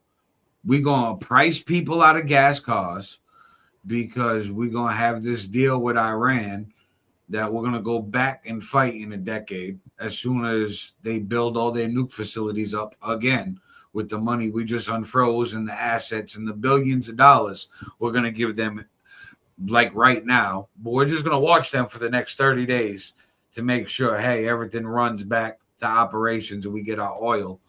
But they said it's going to go to pre-war levels, which we were already getting taxed super high. And it's going to take years for the Venezuelan crude oil to either get shipped around and refined or back. And we don't have all the oil construction for that. They've been trying to phase us to EV and hybrid and all this shit. Bro, they got EV Mustangs now. They got I saw this fucking shit. Land Rovers and Ferraris and shit. Like, what? Like, so you can get, I mean, they just gonna push people on that because your gas is too high. I'm gonna get the fucking hybrid or EV just because, hey, a lot of people that are like borderline on gas right now, they'll stay with the hybrid. They're like, I'll ride with the gas, but yo, if gas price is too high in whatever city I'm in, I'm about to charge that bitch. Yep, I'm plugging it in somewhere because, damn, I'm in California now and it's $8 a gallon. Fuck that. I'm gonna charge. So they have to. They have to. Those states like New York is another one that's trying to do that. Massachusetts is slowly converting into that. Yeah, see how they price California. They better build some infrastructure in these fucking states though, because if you start taking away the gas powered cars and going to these EVs, our grids are damn near maxed out now. They need to start building. That was one thing that creepy Joe Biden did in one of his bills. And it was pushed back heavy by Republicans because of the oil companies. They want to go more solar, more wind, and we've already a lot of it's to the infrastructure. We've already seen it. We've already seen this. We've already seen these windmills, bro. The windmills in Massachusetts aren't even. They don't produce the amount of money it costs to build these things and then to maintenance them. What they produce, and this is on Martha's Vineyard in the Cape with its high winds. It's not worth. What they're finding out now is the investment isn't worth the outcome. They're investing so much, and it's only so you're getting so much. You're breaking even, and you're gaining a little bit. The margin isn't great. That's a deal we're gonna end up making with China in the near future, I believe. China has a shitload of solar panels. So, I remember when Akon. They're also building. How many coal plants are they building? They're building like 90-something coal plants a year. Right, but listen to this. Remember when Akon was building a country in fucking Africa? Yeah, I watched the thing. I watched a documentary like a month ago. That shit failed miserably. Yeah, so he had a deal with China for a shitload of solar panels because China manufactured a shitload of them and was trying to get rid of them because they were trying to push them to America, but we didn't want solar. So they were trying to get us on the solar kick years ago because they were on it in China. And they were like, hey, this is going to be money. We'll sell it to America. And we're like, nah, fuck that, bro. I mean, I like my oil. And they were like, huh? What? That's dying. And then we're like, no, cool. And all the oil tycoons fought against it. And it's like, all right, if it's more problems and it costs us more to fight for this oil, that's the investment money into the electric.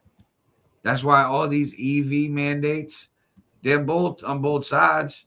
And then Republicans act like they're not for it when the camera's on. From an energy point of view, yes. From energy production. You can't get rid of oil, period, bro. Oil's everything. Oil produces everything. You can't. It's literally ingrained. No. It's ingrained into everything. Plastics, penicillin. What I'm saying is we're going to get more independent with oil and conquer countries that have oil. So that's why we went to Venezuela for the oil. Yeah, so that we can continue manufacturing shit outside of energy, outside of the energy sector. Yeah, yes, just for manufacturing. We need that. We need it. But we're going to flood this country with solar panels, with wind turbines across all the coast. We're going to line the coast. Every beach on the coast, you're going to see wind turbines in the distance where like people don't swim out to.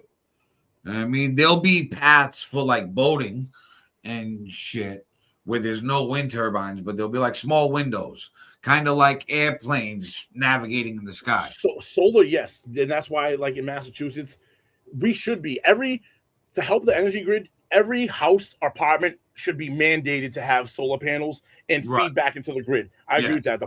And that actually is profitable. However, even in your city, in Fall River, you have that big windmill that's on Airport Road. The reason why I know this is I don't want to get too descriptive, but let's just say the property that sits on, I may or may not be involved with. Right. That thing doesn't run.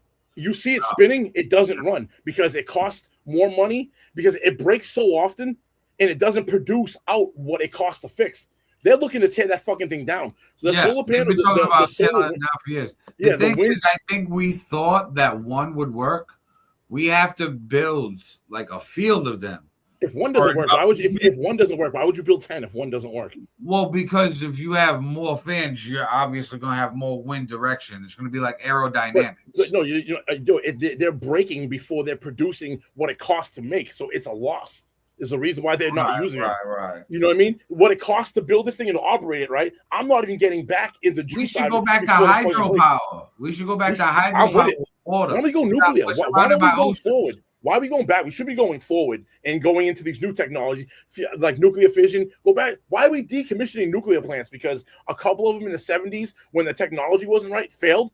It's 50 years later. We don't have better safeguards, better technology. Go nuclear, bro. It's clean. It's clean in huge amount of energy. It is, but I think that people are scared because I get it because of what happened 60 years ago. The explosion radius too. Like 60 years ago, but the technology has built up to where now I don't think we have this problem. Now Japan is a bad example, because right? But it could be if somebody gets like, say, people might be scared to get attacked now. You know what I mean? Like, oh shit! Say somebody fucking tries to. We live in fear, so we don't move forward because we live in fear. You know what I mean? We'd have to really isolate wherever that is. So like nuclear fusion plants somewhere in the Midwest, like Idaho. Do what Iran's doing. Go the fucking Rockies and the Appalachians and put them in the fucking mountains, bro. You know what I mean? Like if there's a will, there's a way to make it happen. Right? Yeah. Put it where there's no people, so that way people ain't worried about it. And you can't. Even if you bomb it, you have to bomb through a mountain to get to it because it's underneath the fucking Rockies. You know what I mean? Like and we already got Iron Mountain, so we can do shit under mountains. Yeah. We've done it before. Iran does it now. They have underground cities that we have a hard time hitting. Like if Iran can do it, we can't. But bro, we already have it. We just don't really tell the people. Like, look at everybody knows about Iron Mountain. That's the only thing we really know about. So what else is out there that we don't know about? Right. And Iron Mountain, when the news reporter goes by in there, says that there's branches of the government in there that the news reporter never heard of. What? I believe that. Like you keep talking about corruption and people going down for corruption. Maybe some of this money that's unaccounted for is going to these agencies that are unaccounted for. Yep. That need to be operated. The black budget. We need to know. Yeah, the black budget. Yeah, the shit. Yeah, all the shit we don't know about. No wonder we're 39 trillion. It's funny. We're 39 trillion on paper. Is it really 39, or is it money coming in that's funding the shit that we don't know nothing about? NBA, WNBA scenario. All right, this thing over here is making crazy bread. We can't tell you publicly, but we'll subsidize this other shit over here because we have enough. NBA, WNBA. You know what I mean? Like it's all a big play, and the media feeds into it because the media makes money from viewership, ratings, and sponsorships, and then streams online when they clip it up. All their social medias, big money, huge money, all the business. But fellas, we gonna wrap this up. Hell yeah, we pushing 3 hours tonight. We got the Hip Hop Everything podcast. 6 Make o'clock. sure you're in the building for that. Yeah. 6 o'clock, playing the hottest hip hop around and talking hip hop news. We'll dive a little bit more into that Ice Spice. I mean, and then probably play a clip of her holding her own. And talk about what else is going on in hip hop news. A little bit more about the 50 Cent and G Unit sneakers and some more things that's going on. Drake dropped 3 albums this week. Last week. Drake's 3 albums. The passing of Rob Bass and more. So everybody, you already know what it is. It's your boy Aaron All Niter. It's your boy FiF. And Styles already left. His phone died. He said he put in the comments. He said his phone ended up dying. So unfortunately, he couldn't hop back in. But that's his goodbyes. So we know that he was not assassinated. Unless he was coerced to say that. Right. Yeah, I'll say bye. I'll say bye for Styles. Bye, guys.